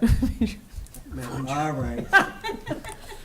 Correct, it should be 38. 35,300, where it should be 38,300 is what you're saying. Well, I'm asking. And that's No, that's a good right. question. Yes, you're correct. You picked up on a It mistake. should be 38,300? Yes. Manger? Yes, Manger. Thank you for that pickup. 8334, we've decreased that line item for laptops and for patrol vehicles by $9,377 to $5,000. And that is because last year we purchased the additional tablets to outfit each car. But now the $5,000 is obviously for maintenance and just to make sure if anything were to happen to those or replacement. Maintenance of those laptops then? Correct. Okay. Yep. So how much, is it like 2,000 per laptop, or I know. It's around 3,700. 3,500 to get? Yeah, a they're not your laptop? typical laptop. It's something that clicks in, it's durable, you can remove it. Yeah, To repair. no, just to, Oh. I mean, because you're getting 4 cars this year instead of 3. Are We'll you just adding a transfer that. car or not? No, we can just transfer those. We Everything won't need transfers over. additional, correct, we will not need additional tablets. This is a service contract, am I correct? It's not a contract per se, because we don't have one with the vendor for the Do you tablets. understand what I'm saying, though? I- It's not to purchase Correct. tablets. Correct. It's to service I tablets. understand, I was just Okay. trying to understand Sorry. if that would be enough to replace one if one went bad. Yes. Peter. Oh, sorry. Sorry. Well, I'm seeing typewriters and printers. Do we still use typewriters? We still have a typewriter. What, do we keep it as an antique display? The typewriters can actually, it's printers. Okay, because then I see up above is copiers and printers and, Yeah, well, some of the different, not officers, but department heads have their own printers. And the copiers do also act as printers for large jobs. so. okay. But we just keep typewriters in there just to say I was gonna typewriters. Yeah, correct. Same page, 8335. The additional $10,209 is for new portables. And our officers on the street have new portables. Our detectives and administrators do not have new portables. Those portables go back, actually, I don't even know I don't know if you know how long. We still function with the older portables. However, the goal is to get everyone transitioned over to newer technology, which is the APX 6000. So right now, obviously, the patrol officers need their better portable with a greater wattage because they're out there more often. So currently, the admin and detectives have the older portables. So we're trying to transition, at least for the detectives, to get all the same portables with patrol, because some detectives are on our tactical team, and they need to have a newer portable as well. And each portable is $2,500. Excuse me, a portable is simply the device that we use to call in So he has that, one of the older ones that are, I don't even, probably 10, longer than that, 15 years old. Maybe even 20. Page 43 still, 8352. Our training budget, we're asking for an additional $5,000. Again, as you know, and I think we've said this for the last couple of years, training is extremely important in our business, and unfortunately, training is increasing, and the cost of classes are increasing, hence the travel and the classes themselves, and people have quite a market in it. But our options are pretty limited for quality training, and you have to pay for it, just like everything else, unfortunately. And in that same item 8352, $1,000 was added to conferences.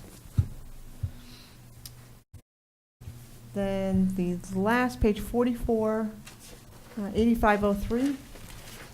I think it was brought up before. This is our year where we are asking for 4 vehicles. We do 3 years of 3 vehicles and 1 year of 4 vehicles. Our fleet is aging just like everything else, and we recycle our vehicles. So the older cars that come off, I say older, they're not necessarily older, but the ones with higher mileage that come off, we repurpose those vehicles in different ways. So this is our year for the 4. And unfortunately, the increase is because the state bid has come up, and there's an increase in the purchase of the vehicles to purchase each one of the SUVs. And then again, there's costs associated with transferring the equipment that's in one vehicle to another vehicle. And again, those are limited vendors that you have to go through, and their costs increase every year too. So we've rounded to the $35,000 that we can keep the cars under, between the purchase and transfer, $35,000 per car for all of those. There's some ancillary costs that we have when we take a cruiser, for instance, and just this last year, we took one of the SUVs and repurposed it to become a detective's vehicle, because that vehicle had extensive I think it had over 130,000 miles on it. So we repurposed one of those for them, but it has to be painted, and it has to, the lights have to be configured differently on it, so. So Chief, what's the warranty on these vehicles when we get them brand new? Is it 3 years, 100,000 miles, 4 years? I think it's a typical warranty of 336 powertrain for 100. Because we've had a couple issues with that were just over the 36, and I can double check on that, but Okay. I can tell you, Tom, that having the warranties, if that's the question, is well worth their weight in gold. Having these cars sometimes get called back, and the work, having to do the work, the guys at the DPW, it can get quite burdensome. And now Ford takes good care of them, they back them up, and there's been some recalls that are obviously covered. So I believe, it's been my experience, having managed the fleet at one time, that having that warranties have saved a lot of money. Well, I'm just thinking, you go with the warranty of 336, but if you go with the extended warranty, do we need to get an extra vehicle, a 4th vehicle? If we go with the extended warranties, things like that. So the way we rotate our fleet is, obviously we have several vehicles, and then we have admin cars that we need to rotate through. So, and I may be wrong when I state this, but one year we did cut back a vehicle, and you're seeing it now that all of our administration vehicles are in the 90,000 miles. So I really would like to stick to the schedule of the 3 cars every year, and then finally hit the 4 cars. So I'm not sure if there'd be any benefit with that. I'm different than a business of the town, there's no doubt. I don't drive my vehicles like you drive yours, but when it's not a patrol vehicle, when it's not on the road patrolling, where it's absolutely critical they get from point A to point B and everything that goes with it, vehicles really do last a long time before they get into major problems beyond your preventative maintenance, your tires, your brakes. And so it's always one of those line items that I know the necessity, but I get the heartburn. And now with 4, it triggers it up a little more. And so I don't know. If it's a vehicle that's being just used around, checking on whatever, but not a critical thing, I don't know. An admin vehicle, we hand them down and run them at community development or wherever, maybe for periods of time, and So that's what I was gonna state, is that we do transition them throughout the town. I mean, we had a Gold 500 that was, I believe, 135,000 miles that we just put over to highway as a pool car, and it was seeing its better day, you know, it can still be driven. And we have anticipate to drive these vehicles until, you know, they can find better purpose or that they run into the ground. Yeah. Thanks, Brian. Peter? And Finley, the thing you gotta think about with that too is with law enforcement vehicles are, not only the driving miles, but the idling miles, idling hours, I should say. Sure. That has to get considered in because some of these vehicles are parked on the side of the road, for various reasons, and they're idling for hours and hours and hours, and that adds the wear and tear huge. And it's not reflected in the miles. No, No. Yeah, I like Finley said, I struggle with this fourth car when it comes up, because I drive 6,000 miles a month, so if you say 100,000 miles is a lot, I laugh, because it's not for me. But I know with patrol vehicles and things like that, absolutely. Correct, and I would absolutely agree. My car is approaching 100,000. I agree, and it still runs fine. Yeah. But with and I'm certainly not gonna, it's not, that would be a wrong word for me to say, the usage that they get and the way that they're used, they're just, it's not designed to have a 200 or 150,000 mile car. It's just not effective at, the maintenance of it at first. The tires that we go through, everything associated with it, it just becomes very costly, and we certainly find that often. I'll support it, but it's just tough to swallow. And you have to understand, the fourth car is not because they're gonna retire get a it. different I car get it. early. It's that they're getting 10 cars over 3 years. Correct. It's not an additional car, it's just to replace. It's just, that's where it came in the cycle. Correct. Chief, how many miles were we, before we pulled off? I know we were going about 120 was recommended by Ford. We did it case by case basis. It depends upon the car and how it's operating. Most of we have the mileage for what some of the But cars. I'm still curious if we're pulling them off at about that, the recommended. Go about 100 out of patrol, around there. And So that's depends. the one that will come off. For patrol functions, around there, give or take a little bit. And then we purpose it out, like, we have the K-9 car that's coming up soon, and we know what kind of vehicles we need to change out in the fleet. So we try to look ahead at what cars we're gonna replace. And along with, if we do have a year that we can afford to give, like the fire department, 2 vehicles, we do. So. We want to give code enforcement a vehicle? Well, I know it brings up a good point, because if anyone asks for another vehicle. That actually went to fire department. That's one of the, They have. 2 of them went to code enforcement. The 2 that they're giving up went down to fire for code And I enforcement. misspoke, so code enforcement. So hopefully fire doesn't have a vehicle in their budget. That's why we went first. I skipped Barbara a long time ago. I apologize. vehicles are big bucks, Chief, maybe when, as part of, just for background information, you can let us know what the year is and the model on those SUVs and what their mileage is that are coming up for recycling purposes. Oh, for June, we can tell. They'll obviously having more mileage come June. We can tell Yeah. you it's. Well, You you know know- about what the monthly rate is, give or take, so Correct. maybe And just we project said what we- they'll look like in June. Sure, we keep track of that, and we can try to. It may not be exact, because some vehicles, Ballpark. depending upon where they're going, may come off with 85,000 miles to repurpose, so that they can last the 130,000 miles around town. But we'll do our best to estimate. And when they do go in for maintenance, are the mechanics, letting you know what the shape the car is in, like, this one's getting ready? It may only have 80,000 miles on it, but We get a month. it might be time versus another car or another vehicle that, is still going strong at 100,000. Correct, and that happens. Some cars just run better than other cars, and it's just like anything else. You can't predict which car is going to do what. But the highway department's really good about giving us a monthly update on the maintenance that they do. And if we notice that, hey, this car has been in 4 times this month for the same problem or whatever, or if it has to go off to Ford to be fixed, they do let us know. So. We Wasn't done? looking, I just, I'm good. yeah. Well, the chief has more, but did you have something? Maybe, do you have any more, Chief? Only because No. there's, No, okay. okay. I am aware that, we gotta replace Dallas, and I see on your line expenses, we have $5,000. has that been figured in, the cost of a new canine and so forth? Yes, Okay. yes, again, I think the deputy was here for the donation from Crime Line, which has been obviously extremely helpful to us.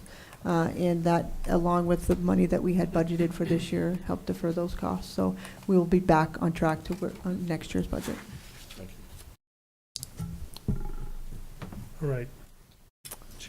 Just real quick, not for the chief per se, but Paul, gasoline comes up every year, and you've got it in here at $2.58 this year. Is that good, That- bad, and different? It's higher than the street price today. It's higher than the street price today. When we did the budget, prices were going up. We're looking at 12 months from now. We are seeing the trends. We look at the trends, and, I was getting gas at $1.99, and now it went up to $2.25. Just last time we did the last purchase of 60,000 gallons, so we were adding some 25 cents to it to kind of make it $2.58, just to hedge our bets, because you gotta figure, we start the budget in July, Yeah. but by the time we get done, it's the following June, which is about an 18-month, and we'll keep our fingers crossed that we can cost average over the year to be at $2.58. But we've That's your done- crystal ball. That's Okay. my crystal Just- ball projection. We go through it pretty good, see where we are, and things of that sort. Okay, thank you. Barbara. Paul, on line item 8280, general insurance, property liability, Yes, auto, yes. actuals for this year was 57, don't have my glasses on. 57, Give or take, 523. give and take, yeah, 57.5. Is it really going to go down $2,000? Yeah, with the rates, and we do an allocation, and it's a several prong approach to come with it. It's police officers, Mhm. it's vehicles, it's jail cells, it's actually what they spend, communications, things of that sort. Just didn't want them shorted on that No, particular line No, item. it's for the total for the town. So we get a number from Primex, who's our insurance provider, and they give us a guaranteed maximum of X amount of money, and we divvy it up through all the departments.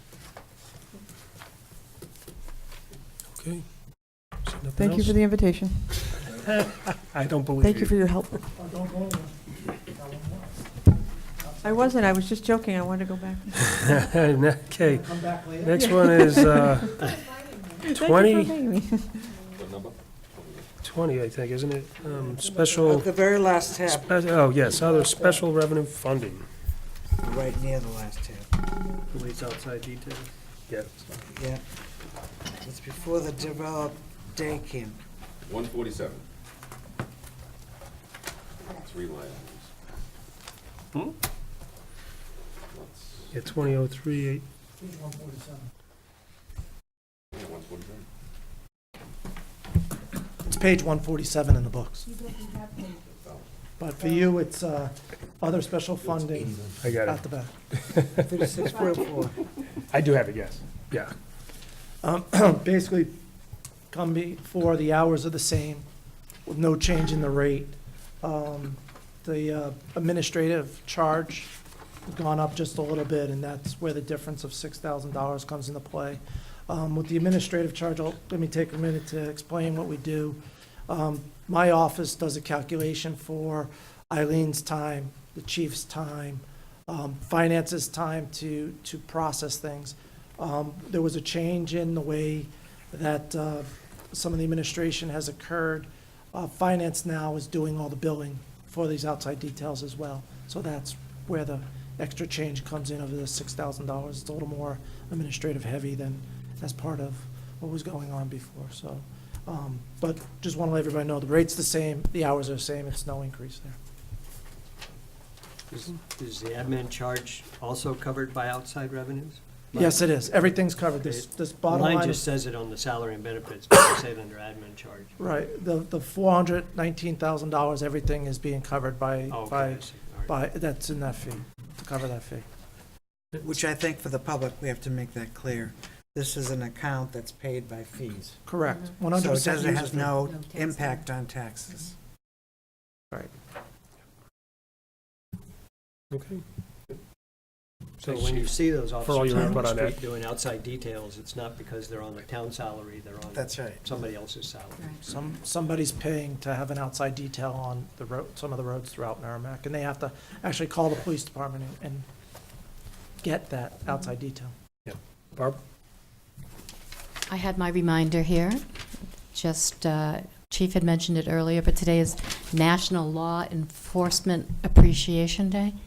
Thank you and the force for all that you do every day. Thank you. We appreciate that. Thanks, Chief. Thank you. Thanks. Thank you, Eileen, for again helping me.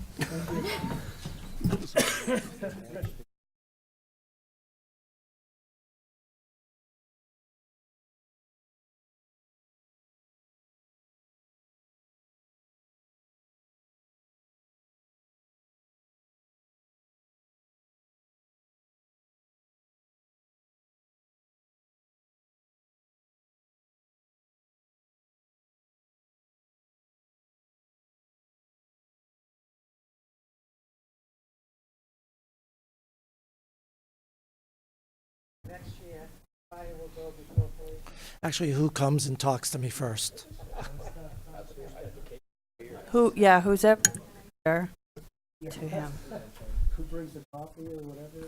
Yeah. Donuts. People come in and they're introduced, new employees come in, they'll come into my office and, no, we have to be nice to you. And I go, not me, this guy over here.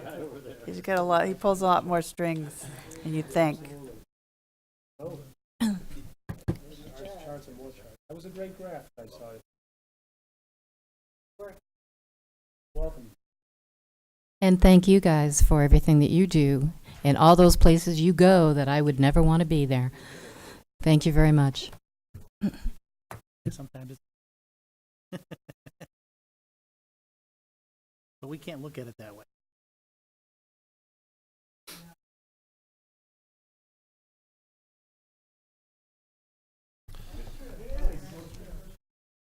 Paul has something to look at first.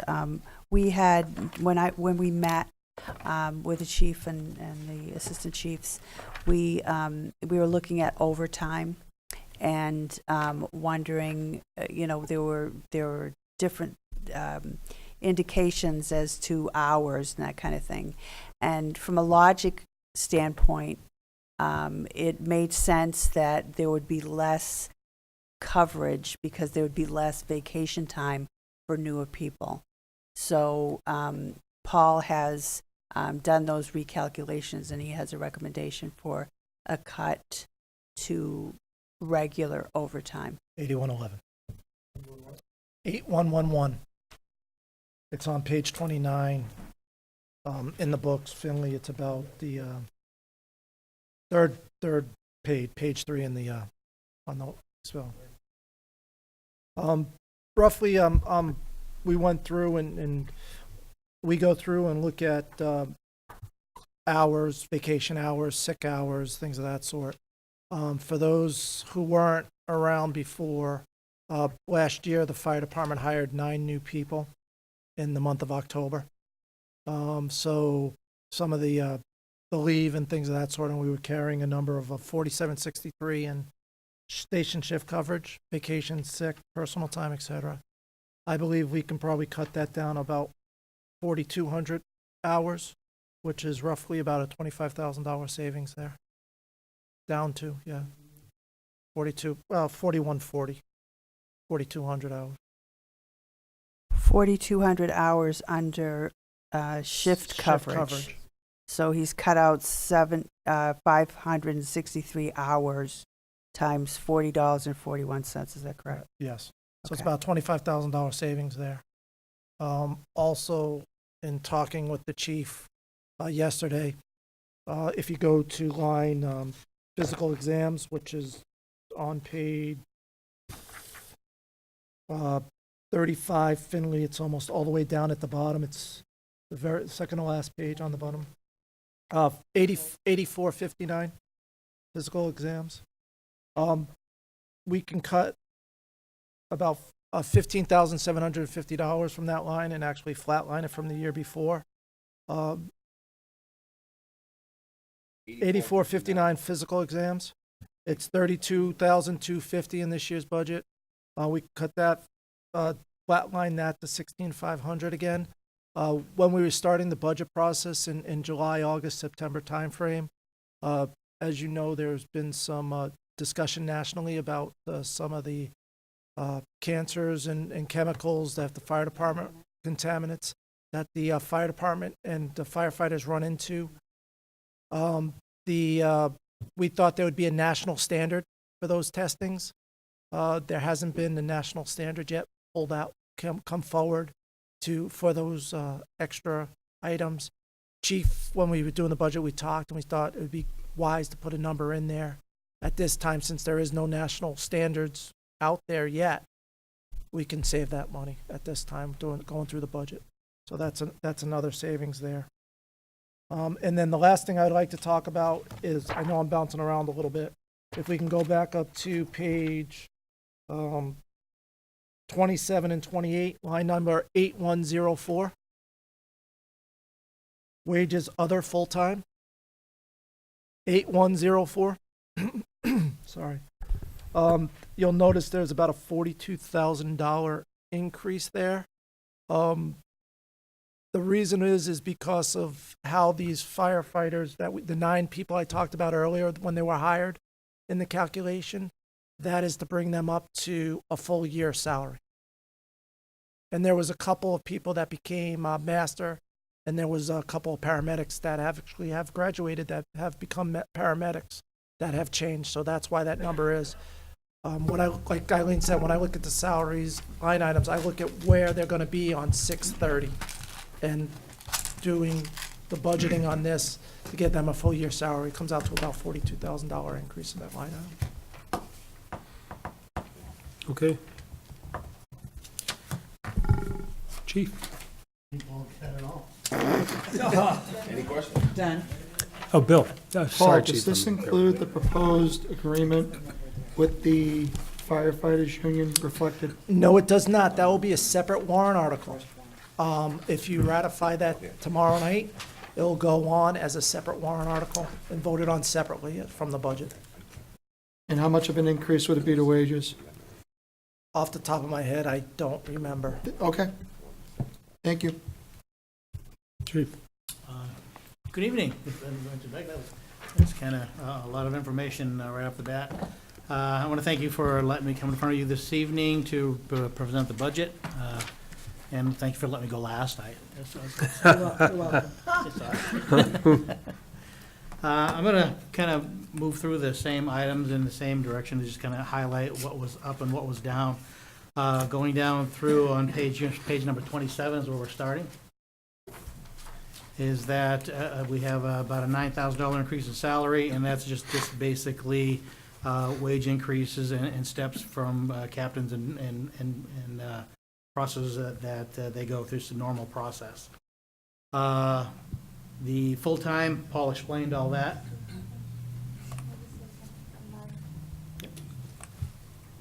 I just want to make sure that we understand that there are no step increases in here, because the step increases would be in the warrant article for a new contract.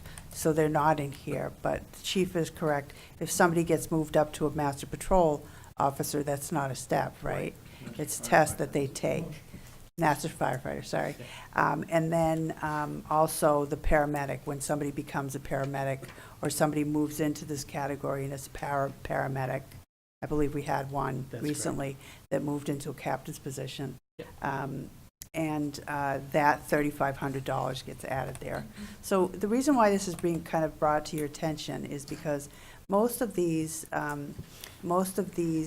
departments don't show any increase for wages unless they're those unusual things, as Paul said, where like the police department, they had one more year, so you would see it. But it was puzzling to me and to Paul, the chief, as to why there was a $42,000 increase when there was no contract. So we went through them very carefully to figure out what those things were, but they aren't steps. you know, their master patrol or somebody is a paramedic now.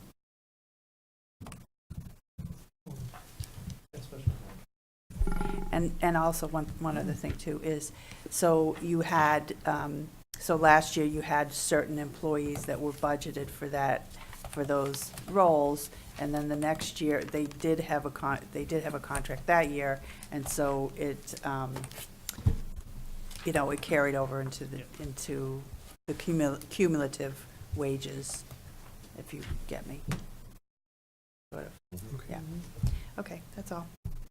Before you get off of that, if I might, the department apparently requested 1.28 million for wages supervisory. Yep. Why is That is that at the end of discrepancy there? this. That goes back to the staffing projections that we're looking at, that the chief police spoke about also. So on page 29 of yours, you can see down on page 29, there's a highlighted item that's not staffed. That's where we're looking at putting on 4 more firefighters, or that we requested in the beginning, but that wasn't put in because we're looking. This looks very confusing, and it is, but let me explain it to you. The number that the chief originally put in was in his request, in the department request for the wages supervisory. So he added 4 positions to that. Those are wages only. So when I talked to Paul and I said, I want all the costs put together and put them like we did with the police department into one item. So you'll see that moving, as you go over, you'll see hiring for on page 29 in the department column, underneath unemployment compensation, you'll see $417,150. So that includes all salary and benefits. So they shouldn't be, under 8136. It's not a part of that line. So it should have been removed from the wage request because we took it and then added benefits to it and moved it down here. Okay. So it's a valid point, but I'm just saying that the number is inflated from what he actually asked for. So that should be reflected So there? that, the number should actually be 99450. Yeah, the Gotcha, difference. gotcha. So that's the difference between the. That's correct. Right. Yep. I understand, okay. I think we're ready, Chief. I'm good.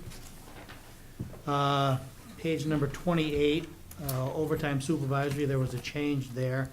And the reason for that is that we had, and this is actually a good thing for the department, we've had the ability now to promote 4 officers in our ranks that are now paramedics, okay? And having that experience level between captain and lieutenant with that medical experience is a fantastic thing for this department. It moves the department forward into the future, and what we're adding here is the training that they need now that wasn't in there before to keep their certifications up for their advanced cardiac life support, their advanced pediatric, I think it's PALS, right? Pediatric advanced life support, all those additional trainings that they had before as a master firefighter, and then the lieutenant, and then lieutenant as the captain, are added to this, which comes up to about $6,700. So that's just that training requirements that we have to put in there. That's in that column because you pay overtime for that training? Correct. And they're officers now, not firefighters. Yeah, well, that's fine with me, Yep. but it's under the overtime because you're not training them while they're on duty, you're training them Correct. at overtime pay. Yep, they usually take the class outside on their own, not on their time, but on our time, and it's usually a 3-day program. Eileen? I was just asking, is it, so it's more hours, not a higher wage because they're paramedics? Correct.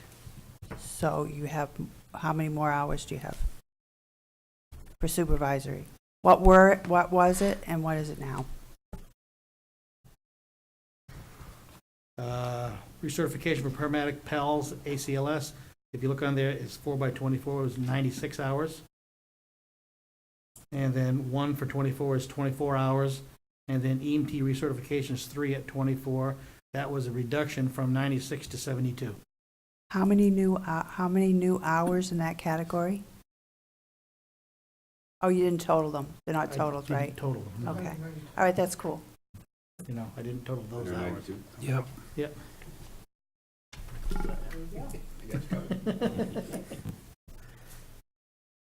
Those, again, those are just the hours they need for that certification. Next line item is 8107 on page 28 also. This is a major contention that we have. We have under our part-time emergency medical support, we have emergency medical personnel that cover our ambulance on a part-time service. So we run them 2 shifts, 16 hours a day, and currently we're paying them $16 an hour. What we are finding is that, yeah, actually I have the numbers for you here, is that what we're trying to do is we need to cover total hours of 5,824 hours a year. Okay, so that is 16 hours a day times 7 days a week times 52 weeks a year. So it comes up to about 5,824 hours.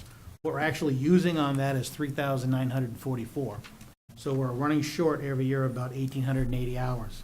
And the reason, I'm sorry, you were going to say that, but the reason why is because you can't get them, because you're not paying enough, and other communities are. And you, we can't keep them. So what happens is when they work part-time, they may be here, they may be in Milford or AMR, and if Merrimack has an open shift on Monday, and then they find out there's an open shift on AMR on Monday, they call in sick for us and take the one that's paying them 20-something bucks an hour rather than 16.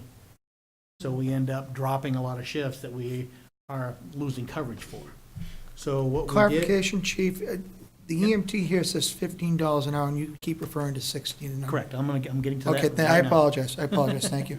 So what we did is we went through surrounding communities around for AMR, Milford, everybody that uses part-time EMS person, and try to figure out what would be the best for Merrimack to put these raises or this dollar figure at to draw them back. And what we offer is, I think we offer better service, there's better opportunities for anybody that comes in here. So we looked at it, and our rates here, where we're looking for a paramedic at an ALS level at $21 an hour. We're looking at an advanced EMT at 19. And then, so the EMT itself was 16 across the boards, but we're dropping that down to 15. Because that pretty much plays in tune with what everybody else has in the area. If you want to hear what everybody has in the area, it's just, no, you don't want to do that. I believe okay, you. I'm good with that. I believe you. I have a whole fancy chart that covers all that. But we looked at that as a whole package to determine how we can maintain or keep those people here. And by doing that, we believe we can do that. So you currently have people at 16 an hour who will drop to 15? Actually, I don't have any. You don't have any, okay. But if That makes it if easy. we did one, it would stay at that rate. Yeah. You know what I mean? Right, And then, no, good. because a lot of services, I know AMR right now, who services Manchester and Nashua, they're not putting basics or EMTs on their 911 trucks anymore. You have to be an advanced or a paramedic, or you don't ride the truck. Okay, so everybody's raising the bar. So we've always raised the bar for EMS here in this town, and I want to ensure that we get the people to the bar that we're raising it to. And that's why we're making those changes. Now, this probably would be for Paul, although you, Chief, probably have the answer. The rates we are charging for ambulance are pretty hefty all round. So are we in fact covering our services with that because there's too much idle time? The amount we run? well, I don't know. I guess without getting into like a whole long discussion about it,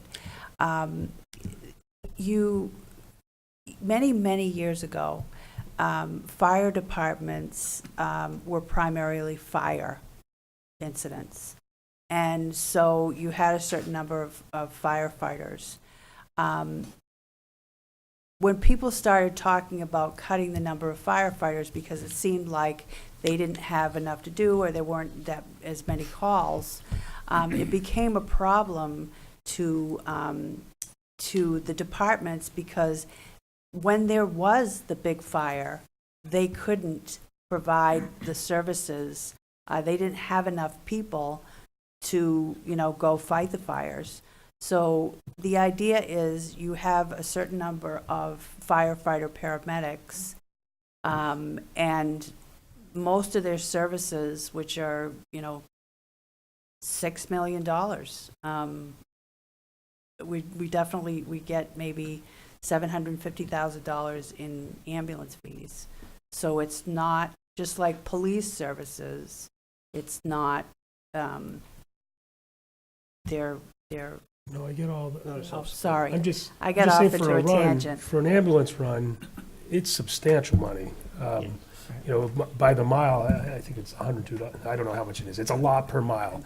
And then the personnel you have running it, ALS, BLS, whatever the call might be. I just. I get off on curious. a It's not real tangent, sorry. important. It's not real important. We cover. That was a good point, though, I thought. There's a little history lesson. We cover Medicare plus 50%, which means that every year we get the Medicare rates, the new Medicare rates in December, and we do a surcharge of 50% on top of that. So we are covering services out in the community because you can only charge so much. Private ambulances actually do Medicare plus 250%. Plus they got to build in profit. So if you look at the ambulance alone, okay, without the fire component, it pays for itself. Right. And these people here will be covered under that. I think that's what you're looking at.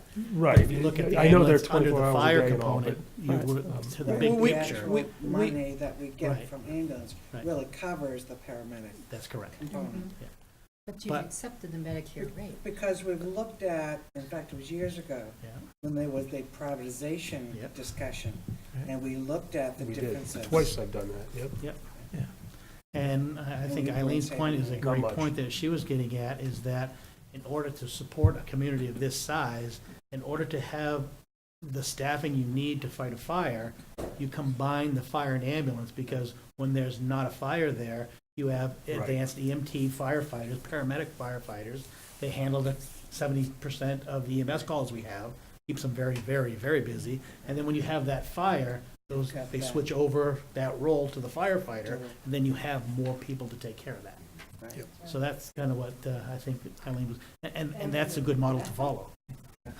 So you're telling me if I chop my arm off, don't call these other guys, make sure they're there so I don't have to pay the 200 extra percent. No, we charge 600 on the fire department. All right, town councilors. The Oh, master they- firefighters will absolutely. give you a lot of empathy, but they won't be able to do much. But again, that falls back into our realm too, and we've stepped up our bar also. We hire AEMTs, that's our bar. Okay? Advanced EMTs. Okay, so we still have just basic EMTs, but they're working their way through the system. And Right. then, as I said, we've now promoted paramedics. So, when I get a little bit into the staffing, I'll talk a little bit about some of the requirements that are out there now for protocols that are huge. Huge. Have to, just a little. Yes, for the staff. Yes. So Go ahead. just to try and understand it, because people are curious about it. So every time an ambulance goes out, we charge our full rate to that If we individual? transport. Pardon? If we transport, If you transport. that's correct. If we don't transport, there's no call. So. I don't And wanna that's get a into a big fixed story rate again. for transport, or it's a mileage Well, rate? it depends upon what you have to do too, right? It could be, it depends on what is done to the patient. If Performed. the patient is in cardiac arrest, so it's an ALS transport, it's a cost. And then your medications, your oxygen therapy, everything is added to whatever happens in the ambulance. And as I said this many times, we have advanced ambulance, advanced cardiac, so we're able to almost prep the patient for the cath lab in the ambulance Correct. before they get to the hospital, all meds on board. So when we arrive at the emergency department, they skip it and go right into the cath lab. Right. And Which a is lot what of the times, our doctor guys from follow them CMC right in and assist. Yeah, we've had two So- times that Doctors that they actually came. sent off their accolades to, Yeah. Yeah. which is So good, it's- because I'm getting older. The citizens of Merrimack should be, you know what I mean? Very Absolutely. comfortable with that. But so pay. whether you're a citizen of Merrimack or not makes no difference. Everybody gets charged. Everybody gets billed the same. Yep. And there's- Whether you have, if you're an ALS, it's a base fee for ALS, and then you get charged for what meds you got pushed, mileage. It's the same rate for mileage, whether you live in Merrimack or you're a Bedford resident and you take an ambulance in Merrimack. The rates are the same. Everybody gets charged, gets sent down to our billing agency. They bill. We collect if it's the insurance. If not, they send it to us. We go after them in court. And it's loaded miles. That's when we load the patient to the hospital. I think It's it not has to be driving to said it. too, there have been cases, not often, but there have been severe cases where there's been some adjustment. Yes, there has been some You know, like the adjustments. welfare department's helped and that kind of stuff. Yeah, I was going to say, So- because there's insurance contracts and But- Medicare acceptabilities right, and if- all that stuff. Right, and we don't come overbill, so to speak. And when I say overbill, I mean, if it's a Medicare adjusted bill, if we get the insurance back and it's Medicare adjusted, we don't go in for our extra. That's difference. contractual. They don't have to pay that. Some of them have Medigaps, we'll go after the Medigaps. Right. If somebody cannot afford an ambulance bill, we make every effort to set up a payment plan for them. If they really cannot afford it, we have protocols where Pat Welfare gets involved, looks at their income, and makes a recommendation to myself. And then I make the recommendation forward, whether or not we are gonna accept it and write it off, or a payment plan. Right. So there are many opportunities that if a resident of Merrimack cannot afford a bill, we go, we You do We what work need with to them. do. I thought it was important to make sure that was known. Thank you. Moving down in that line item also, last year, the on-call firefighter EMT question came up. Counselor Thornton brought that up. And we discussed the revamping and revitalization of that group and how we're going to do that. And I'm going to like to present that for you so you can understand that process, so we can get all that because the question, we said this question also, and I know you had indicated last year that if it's there, we need to use it. If it's not there, we need to decide if we're not, just do away with it. Okay. So looking at, we did a lot of work on demographics and the type of people that are within the community, the millennials that are out there now, and what people are looking for. And the volunteer to be a firefighter is dwindling dramatically. I'm going to use Milford as an example. Milford had probably one of the best volunteer call divisions in the state. They had a waiting list of 50 to 100 people, okay, in their division. And I've talked to the chief over there many times. Right now, the waiting list is gone, and they're having a hard time finding people to cover their shifts. They're looking at this year putting on career guys during the day.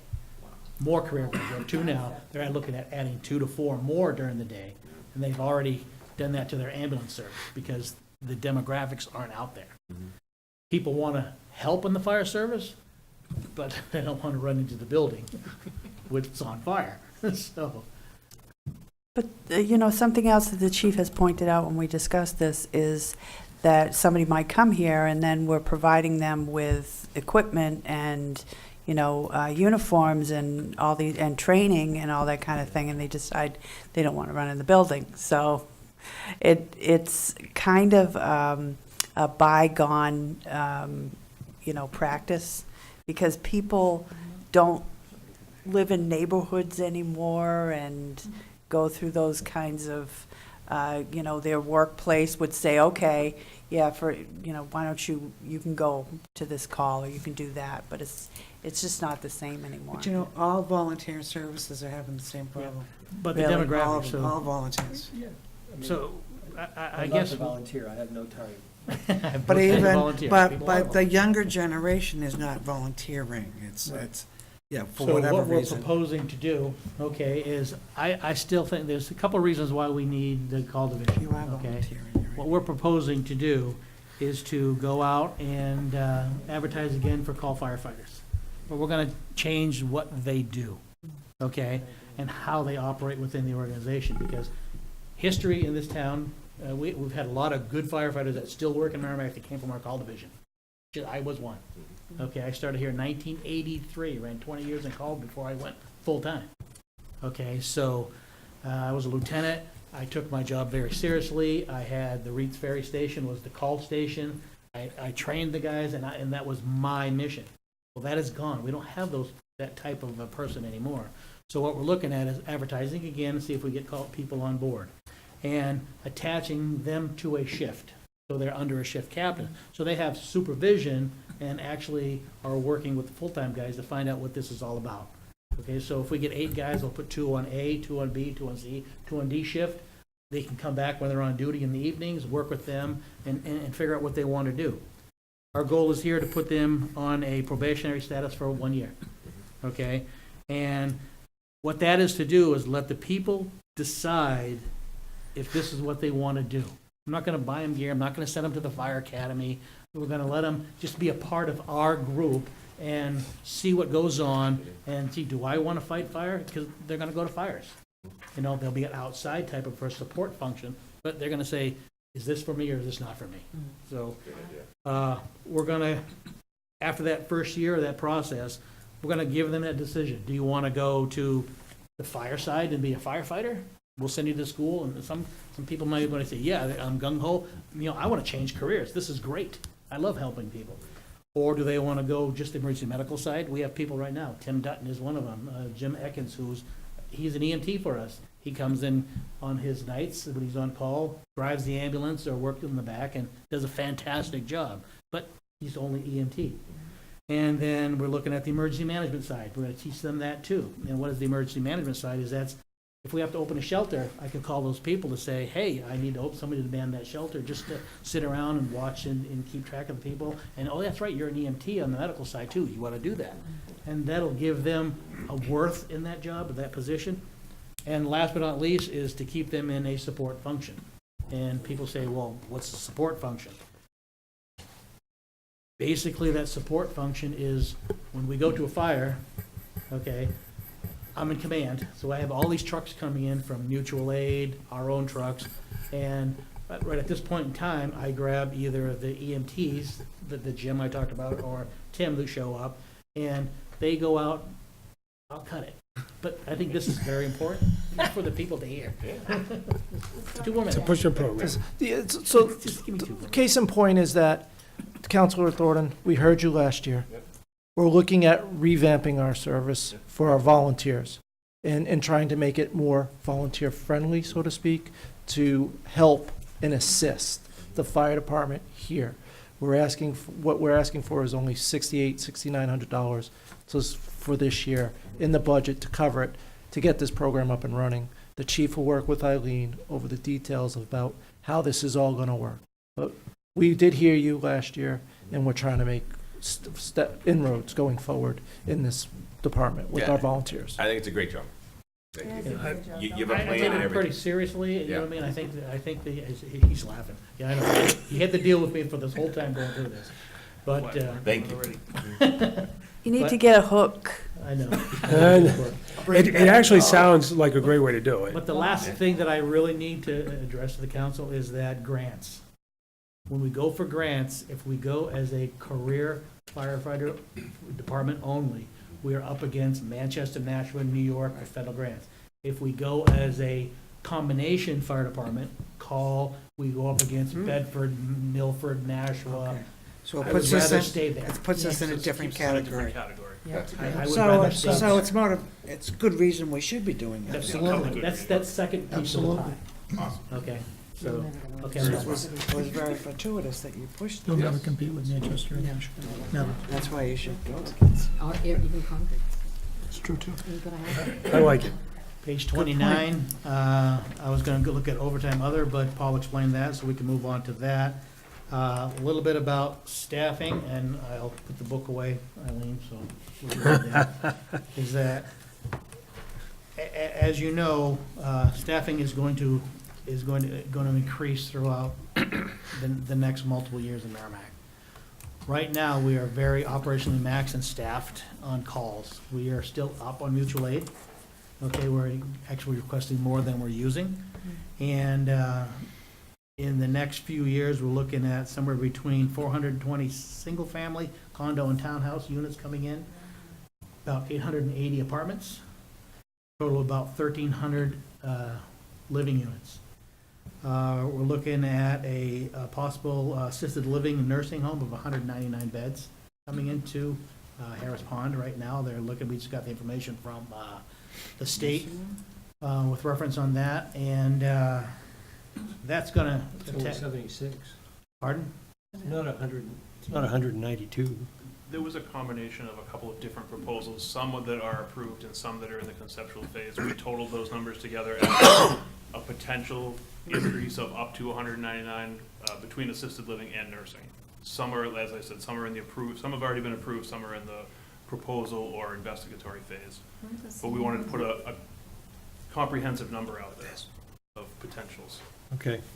We haven't heard anything about those other 100 that you're talking about, so I haven't at least. Sometimes we hear first only because they're looking for fire Granted, protection and because that of the type of code. stuff, so. But I don't, Because- I have no clue where they would even go at this point. And then, the hotel, the possible hotel down at the MPO, somewhere between 90 to 120 rooms. Okay, into that area. So we start looking at the staffing and where we are currently for being operationally maxed.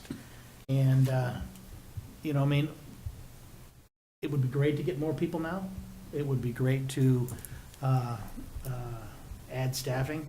But I don't think, speaking with Eileen, this period is not the time. We still need to do a little more investigating what's actually coming to fruition.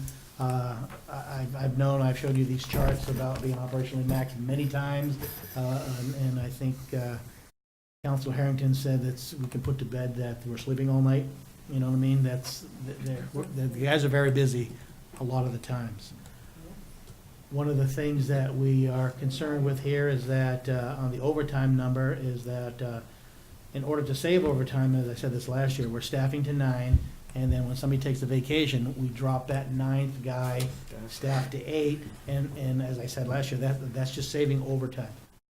As we get farther into this process, dropping to that 9 guy is going to be tougher because we need those people on the trucks.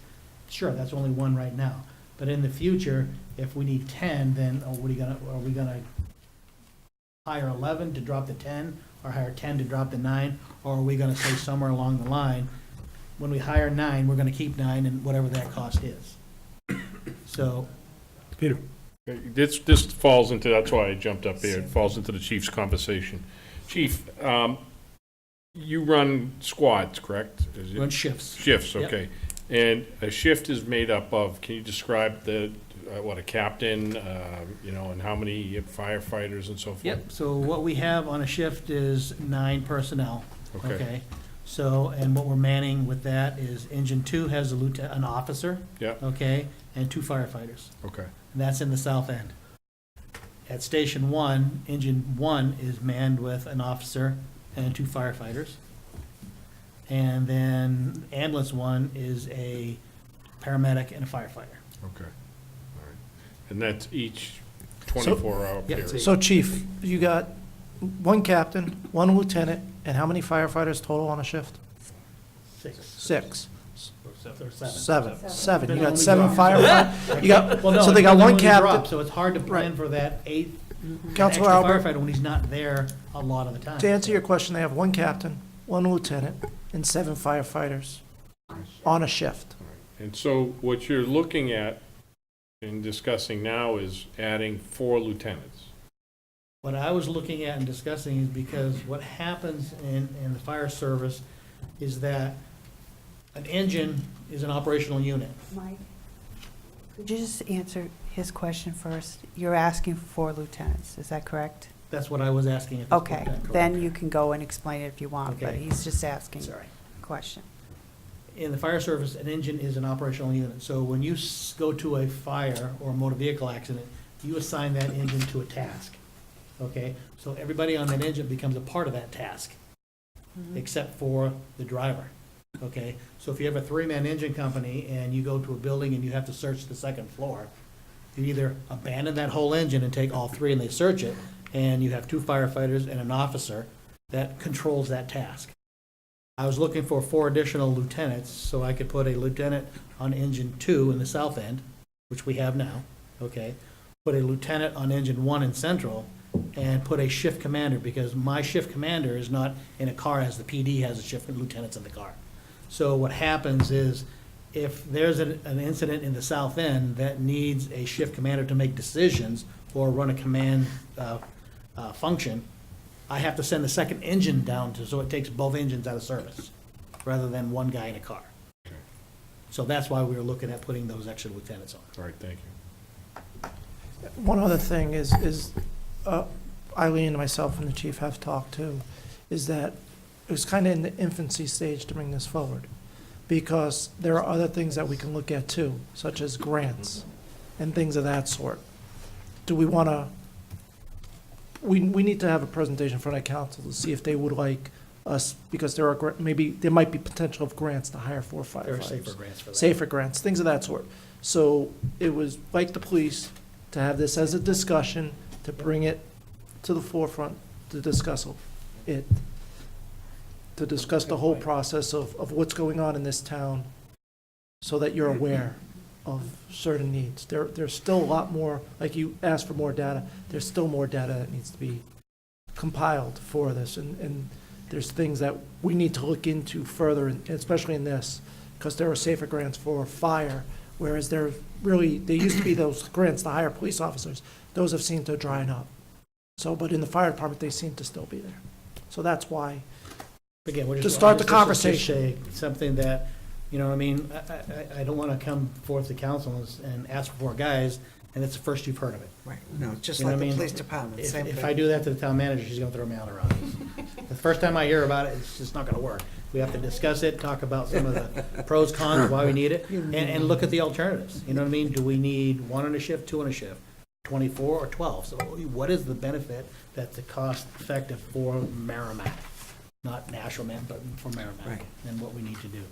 So, again, I don't wanna, you know what I mean? Bill, Chief, Chief, just to clarify, the 4 additional lieutenants, 1 at each station, and the other 2 would be a shift commander for each station? Nope. Okay, so where's the 4th lieutenant?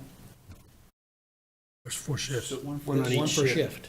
And that extra one. They have 4 shifts. I understand there's 4 shifts. Yep. So there No, are, Eileen. there's, I apologize. 4 shifts. Yep. 1 lieutenant for each shift. Yep. 2 stations. Correct. So what'll happen is the lieutenants go on the engine, the apparatus, I become got those that piece. commanders. I got that The piece. captain that's at station 1 goes into a car and becomes a shift commander. That's what I'm, okay. That's the, Okay, because I don't have shift commanders. So when we have an incident at night, Matt right now, because Matt lives in town, Matt and I swap off nights, because when that engine company gets there, they're going inside to fight the fire. There's nobody outside calling mutual aid, safety. So we monitor, swap off nights and weekends to make sure, and I didn't have this before, Matt just was promoted. I was 24/7, 365. So it is kind of nice to have a couple days off that I can actually sleep and not hear all calls all night long. It's pretty, I don't know what to do. I still wake up at 2, waiting for the radio to go off. But that shift commander will fill that role, so we're not on call 24/7. no, that's what I was trying to visualize. As the shift commander on the police fills that role, so when there's something that escalates, they take care of it. And if it escalates beyond that, they make that call to the deputy, the assistant chief, or the chief, so they know what's going on, and we need help because it's a different issue that needs to be escalated. All right.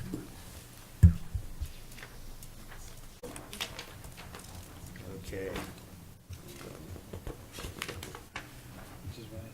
I think we're at page 31.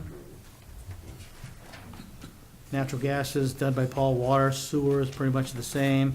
Vehicle fuel we talked about is pretty much the same. Telephone went down $400, so that's pretty good there. Dues and fees is only up $300. General insurance is down Maintenance of buildings is, we had $9,000 there. And the reason why that went up by 9,000 is because I was trying to get bids for plowing, and that was a placeholder. So we've got a bid back from Kyle, it's only 2,000, so we could knock $7,000 off that line item. Chief Peter has a quick question. Sorry, Pete. Chief, and maybe Paul is better to answer this, but, you know, I see a number of cell phones that we pay for, much like the police. Peter, you- Oh, sorry. I see a number of cell phones provided, and rightfully so, and like the police department needs as well. And maybe, Paul, this is it. Do we shop that around at all anymore? Or are we just staying with Verizon? Right now, we have not shopped that in a while. It's just been Verizon for these type of cell phones. There are two types. There's the ones that we actually, like the cell phone for the ambulance. Those stay on the ambulance, so the town actually pays for those out of the thing. Individuals who have cell phone reimbursement, that's exactly what it is, a cell phone reimbursement. We have a cell phone policy that we're gonna reimburse X for data, X for calls, things of that sort. So that's the other one, and the individuals who get the reimbursement can go to any vendor they want. But the ones to answer your question a long way, the ones that are on the ambulance themselves is Verizon, and no, we haven't shopped that in a while. We can look at that again. There was some, when we looked at it the last time, it's, not to get too technical, but cell phones are tiers, and an emergency cell phone is the top tier. So if we're in an emergency situation, that's why sometimes if you have your personal cell phone in an emergency situation, you're trying to call people and you get the quick busy, because they open up that band only for emergency personnel, police and fire, things of that sort. So it's in tiers, and last time we looked is that Verizon had a tier and some of the other ones didn't offer that emergency tier. All right, I think a lot of people sometimes at home need an explanation like that, because if you look, you go, wow, look at all these phones and on and so Right. forth. What are we doing? You're right. Thank you. Just to let you know, it might be worth looking into Xfinity. They may not have the What? tier, though. Also, just Xfinity Mobile AT&T is has dramatically- FirstNet that's nationwide now, which, everybody know what FirstNet is? First night. Net. N-E-T, First Network. Okay, FirstNet is it's designed and was contracted through AT&T for emergency responders only. Okay, you cannot get on that unless you're an emergency responder, but you have to change from Verizon to AT&T. And that's something I talked to Paul a little bit about, and we have to look at the costs on that and how that all works. But what they're guaranteeing is that anybody that's a first responder can get on FirstNet on their phones, and when they call, wherever they're calling from, they have priority. They'll actually can shut somebody off. They'll come through, and if it's busy, it turns them off and they go through. And they found that they had those issues with the floods and the hurricanes Oh, down that's south. right, too. That they couldn't get, the fire chief couldn't even call on his own phone for assistance, okay, that he needed. So this FirstNet came out for that, and we're looking into that right now because it's a process. I'm surprised they haven't made that a national priority. It's close, and it's Government, because they just came out with the AT&T within the last year, just came out with the network. Interesting. Okay, and I don't want to jump on the network yet because Verizon works well. Paul's done a good job with It should making be it work for Merrimack with that tier system. So I'm not quite sure until somebody around here jumps It onto should it be a and says it national fails. band. You know what I mean? Yeah. I don't want to be the first to, hello, can you hear me now? Chief, who's plowing stations 1, 2, and 3? We go out to bid, and right now CSSI has our bid to plow our town parking lot, our police station, adult community center, library, MYA, and the 3 stations. Why isn't DPW doing that for us? Because they're in the middle of the They're operations. busy We did plowing talk about streets. it. It's it's all guns out, and it's just easier and to get it accomplished in time because there's not enough manpower to deal with streets and the safety of fire and all, and then the other town things until a day or two later. Yeah, the schools, the school parking lots are done by Don't the schools do the CSI as well. Are the schools doing the schools? No, CSSI, I think CSI. they've contracted with them as well. We pay them. Yeah. We So- don't pay for the school. We Oh, we don't? Thank you. Yes. No, we don't pay for the school. No. The school pays for it themselves. Okay. Stand corrected. And we made it, and CSSI has the first, they come in multiple times during a storm to keep it open, to make Yep. sure that we have access for the ambulances and in and out, so. we're- Yeah, there's just not enough manpower, as I remember the conversation, to be able to do it in a timely fashion. We have sidewalks that go 3 months before we get to them. Oh, that's- Yeah, right, well, those operations are happening, yeah. Sorry, Barbara? Chief, for the telephones again, sorry. Yep. I see cell phone for the ambulance. Is that just for the guys in the back? Or Nope, is this- that actually is that like an air card to send the signal That's up to monitors? actually in the cardiac monitors as a card to Okay, send the there's a signal to the card, hospital. in the air card is in the life pack. All right. We have Zolls. They're in the Zolls? yeah. Okay. Okay, Chief? Page 33, I think we're on. Could you give me the number? 8332. 8331, 8332. Very good, thank you. There's a increase in about $18,000 for vehicle maintenance this year, and the majority of that increase is we need, engine 4 needs to have a body work done to it, paint job, the paint is starting to blister. We plan on keeping that vehicle for another 8 to 10 years. It's in that rotation, and if we don't put the money into that vehicle, then it's not gonna make that time frame. When we first started as chief and when Eileen came in, one of the things she tasked me to do was straighten out the vehicles. What we need, we keep. What we don't need, we get rid of. Okay? One of the processes that we put through is went through the national standards through NFPA on what the longevity, and the same as the police, is a fire engine, a pumper. So what the recommendations are is the first line pumper is good for 10 years. Okay? So every 10 years, we replace a first line pumper. But we take that first line pumper and put it second due for another 10 years. So engine 1 or 2 of the first lines, 3 and 4 or the second due. So we get 20 years out of a engine by doing this, by taking it offline at that 10-year mark and then do some maintenance to it and keep it in that rotation.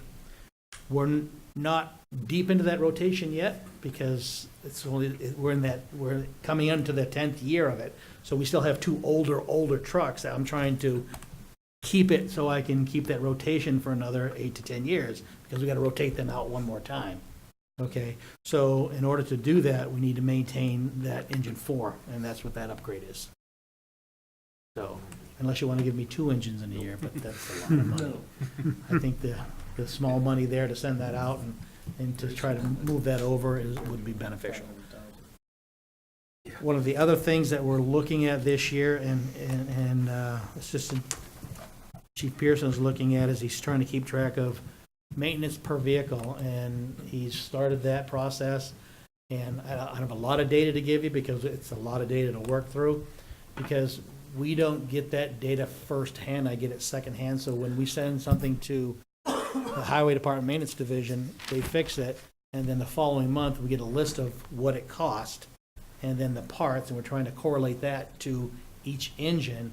But sometimes it gets sent for computer work to the manufacturer, so now that gets added in there, and we're trying to break that piece out. So we're trying to figure out how we can take all this data to come up with I want to justify the $90,000, $118,000 of maintenance for you guys.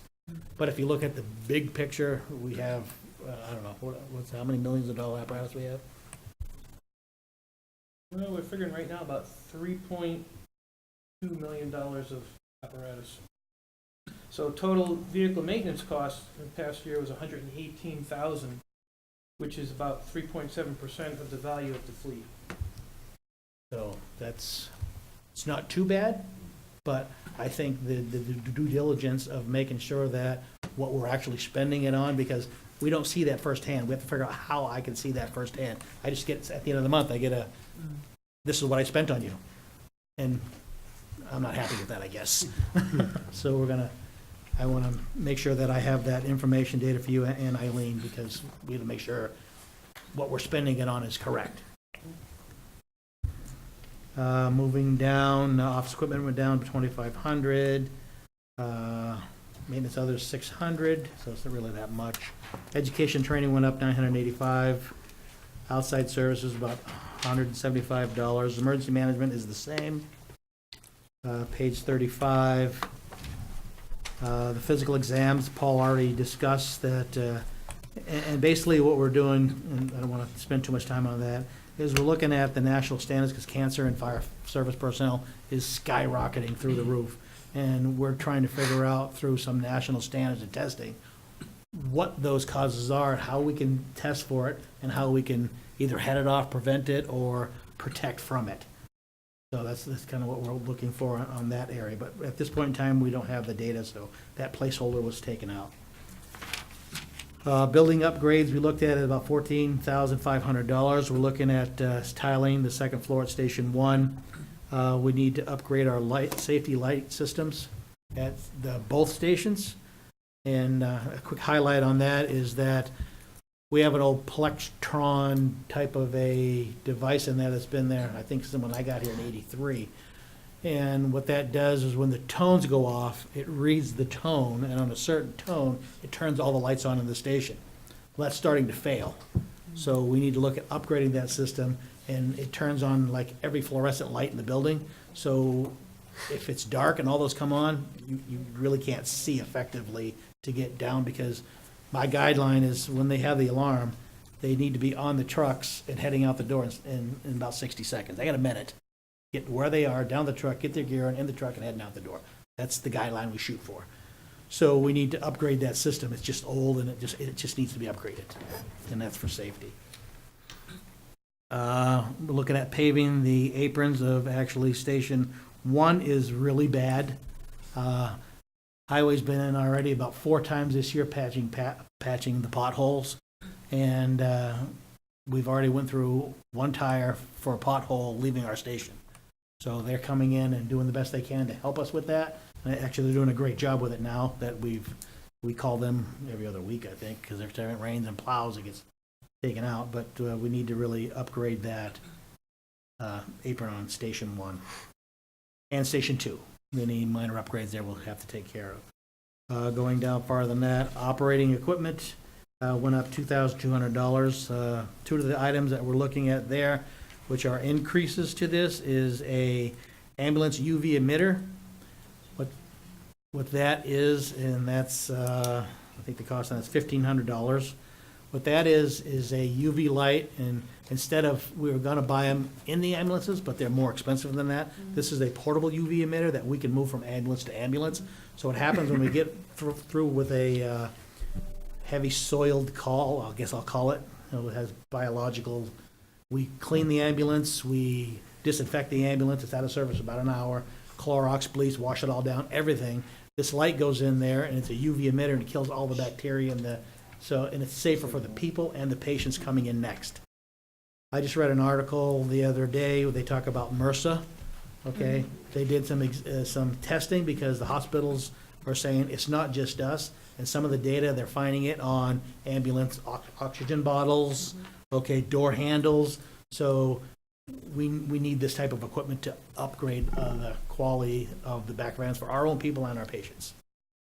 And the other item that we have there is what they call ladder locator beacons, and that's a safety thing.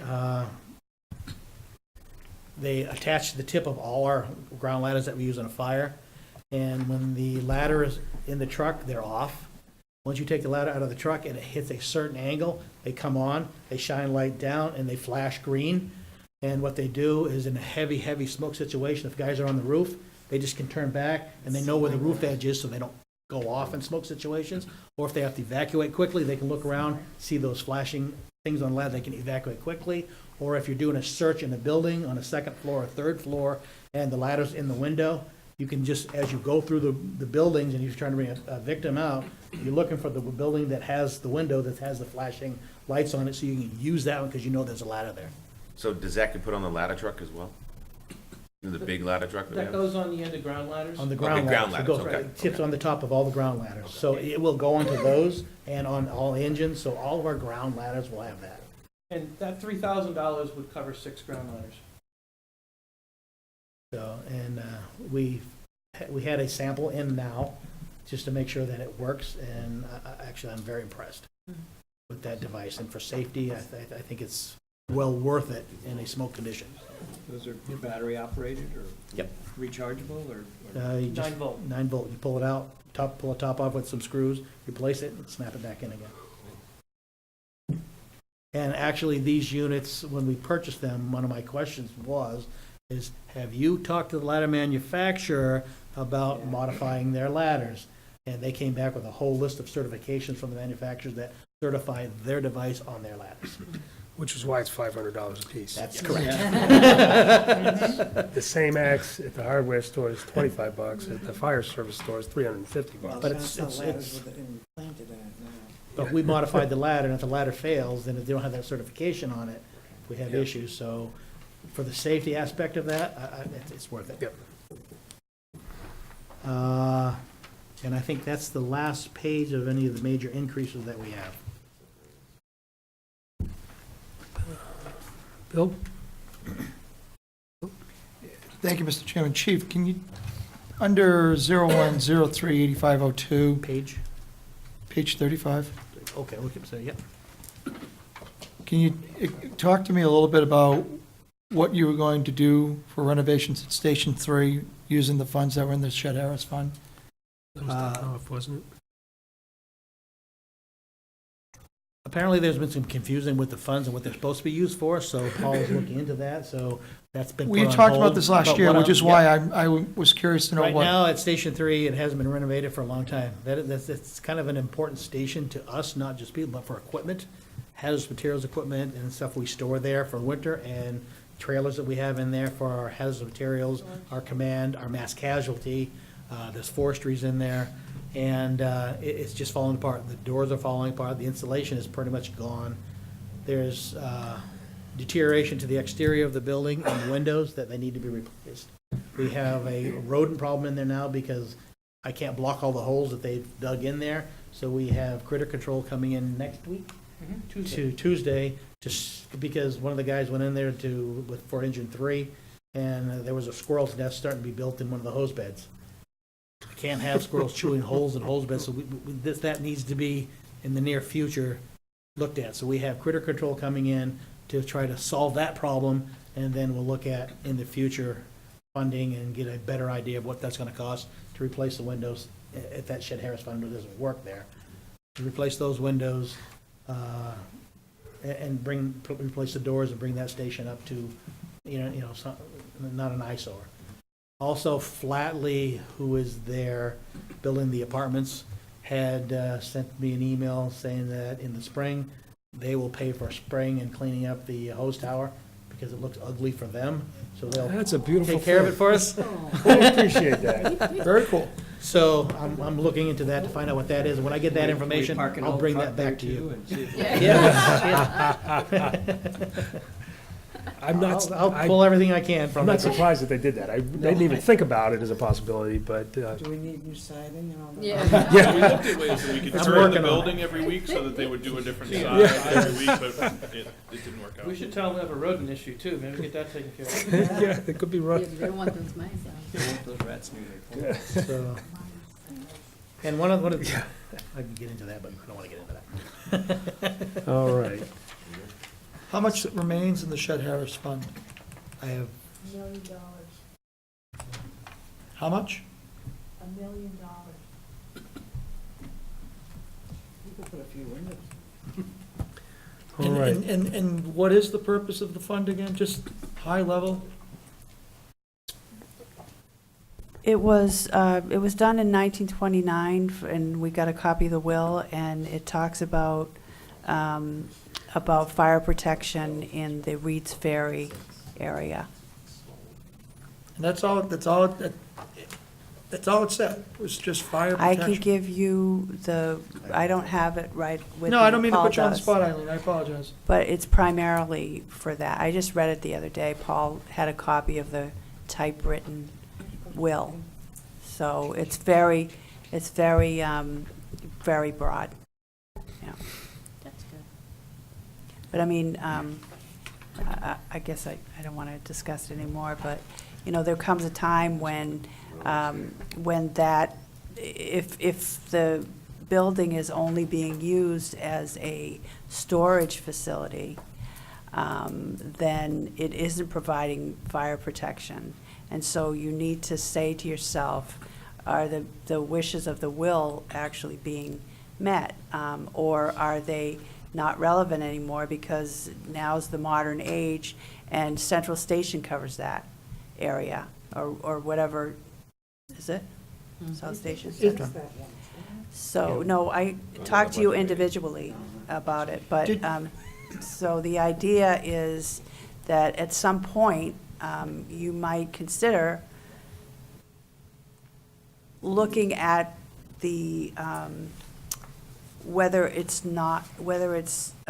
obsolete, an obsolete need, and that it might be possibly repurposed by the court for some other fire needs. Did you ever run that by Matt Upton by any chance?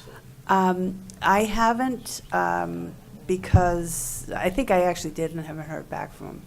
But I don't think that would be a problem to pursue it, but, Yeah, I tread that water gently because I was always annoyed that they could just throw away the old Lowell Memorial Library when it's time to move it, and the Wright property is my biggest angst. I just can't stand the Manchester YMCA.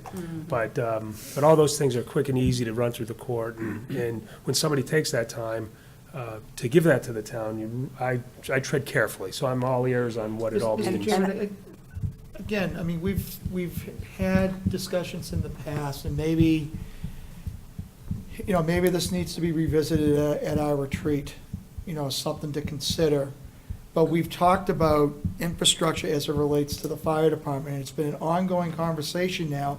I started sitting on this council in 2011. We've talked about it on and off now for 8 years now. And The Shed Harris Fund? Oh, no, I'm just saying fire department infrastructure, buildings, improvement in general. And I think we need, if there's any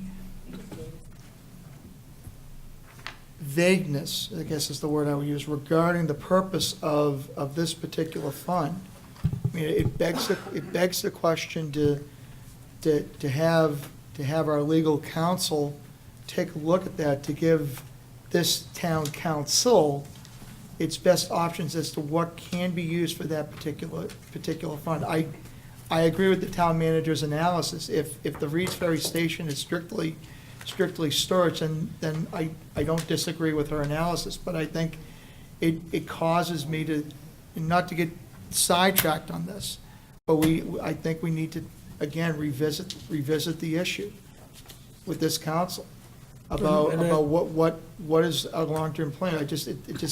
It's like the thing that gets pushed off and, shoveled under a carpet, and we talk about, we look under the carpet, oh, yep, it's still there, and we put the carpet down. We have to look into this, and I think the fact that we're sitting on a significant amount of money that I think can benefit the fire department in one way, shape, or form, I think, the conversation needs to be had now. We just got through having a conversation about the police and about their particular future in terms of personnel, and that's just a staffing issue. But this kind of ties into what the fire department, the same issues still apply. Just police department got a blue patch, the fire department got a red patch. It's the same issues that need to be discussed. And if we have an opportunity to improve something as it relates to the fire department that's going to allow them to be able to do the job, I think we really need to start now and get some direction from our lawyer as to what we can realistically do, and then sit down at our retreat and have the appropriate policy discussions as to what we want to do. That's all fair and good, Okay? but this is the budget. It's a budget. I understand it's the budget, I'm just, Let's stick to the budget. I understand, but Since we're talking about memorials and everything, the Gordon Fire Station, that name is still kind of buried behind the new building. Is there any way of, I don't want that for tonight, but just, it's, the recognition is long This is a gone. budget Right, meeting. the sign is what I was talking about. No, the sign was what brought that up to my mind. There's the $5,000 for the sign. It's just, there was a sign there before. It's almost at the same spot it was, but it's in the building. Oh, that's the sign you were talking that fell apart, the old one. I thought there was a new sign. What do you got? All right, I'll talk later about it. We'll move on to code enforcement. I have a really quick question. Please, Tom. Under natural gas, 8242, it has $2,400 for Reed's Ferry Station and $2,400 for South Station. Is that just an allocation, or do we actually use that much gas at Reed's Ferry Station when there's nobody there?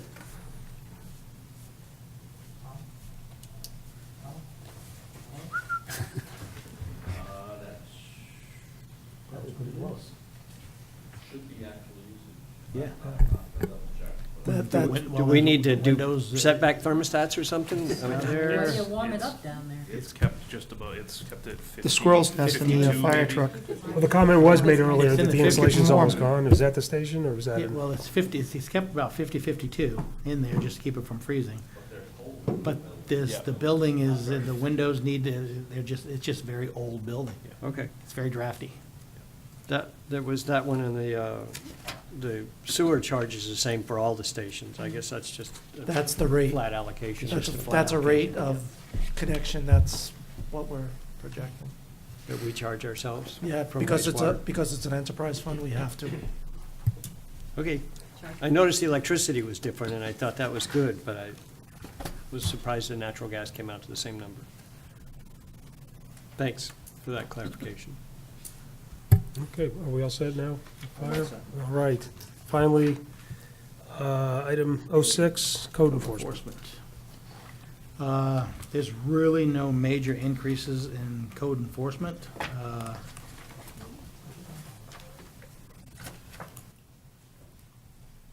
It's very small type of a budget. If anybody has questions, I think I can.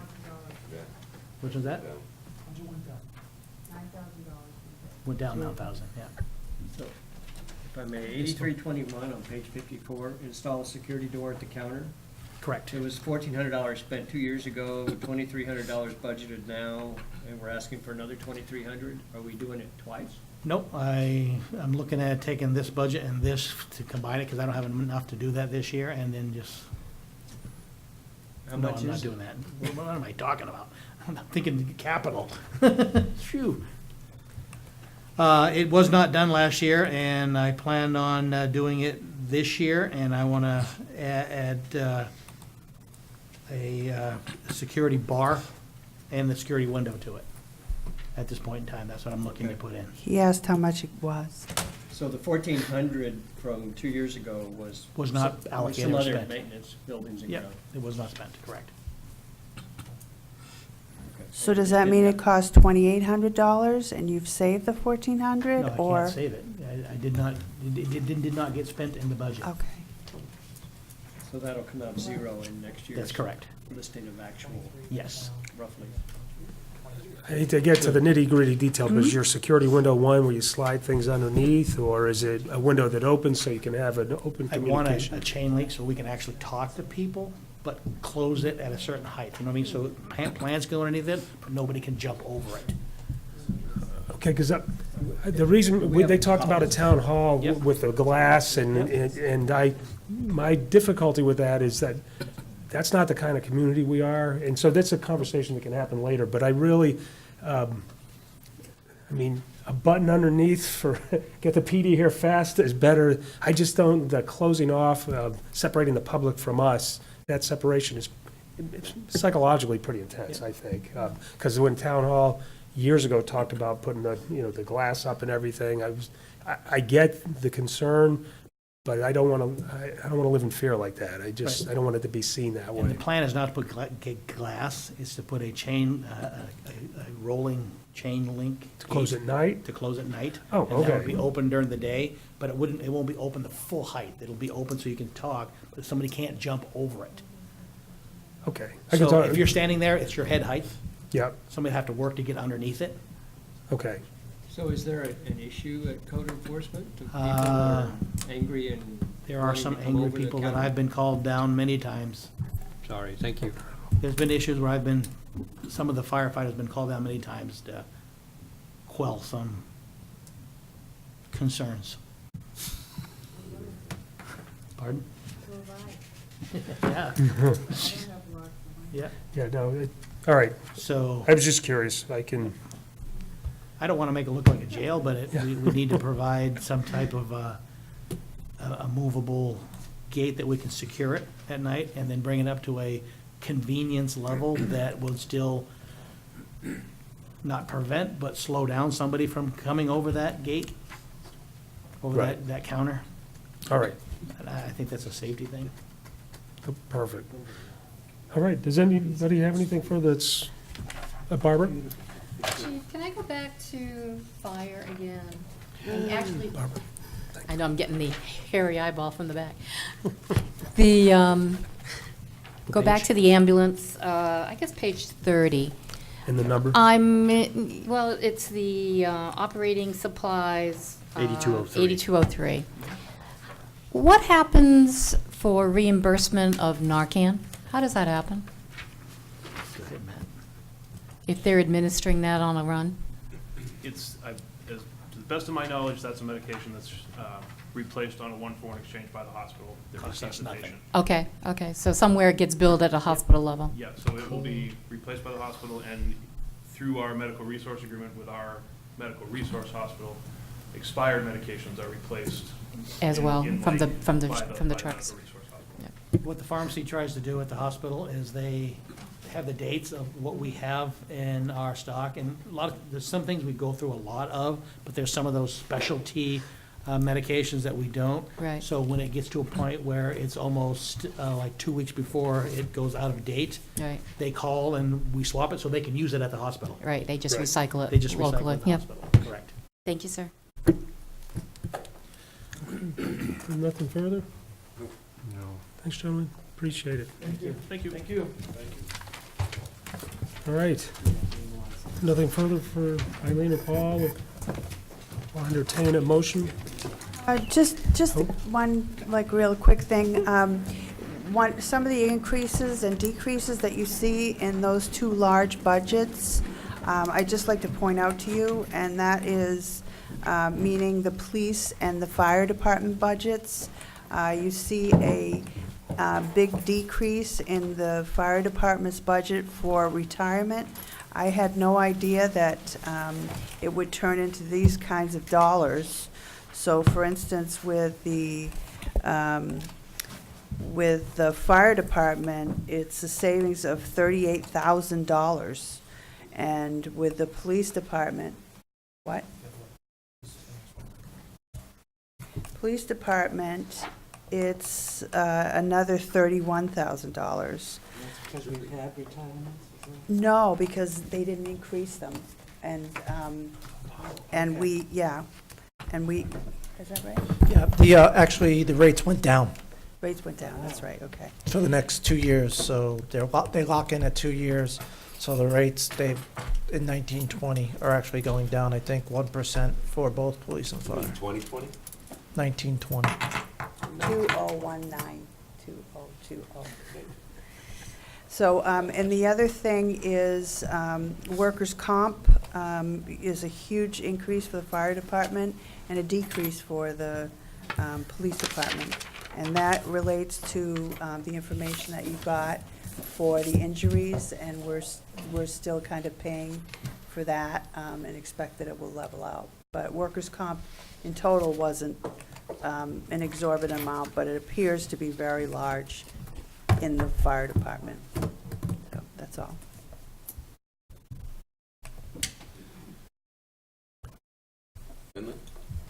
I'm looking for a motion. Motion to adjourn. Second? Motion by whomever. Bill, by Bill, seconded by And second Tom. by Tom Thornton. All those in favor signify by saying Aye. aye. Aye, opposed, abstained. See you tomorrow night. Tomorrow evening. Have a good one.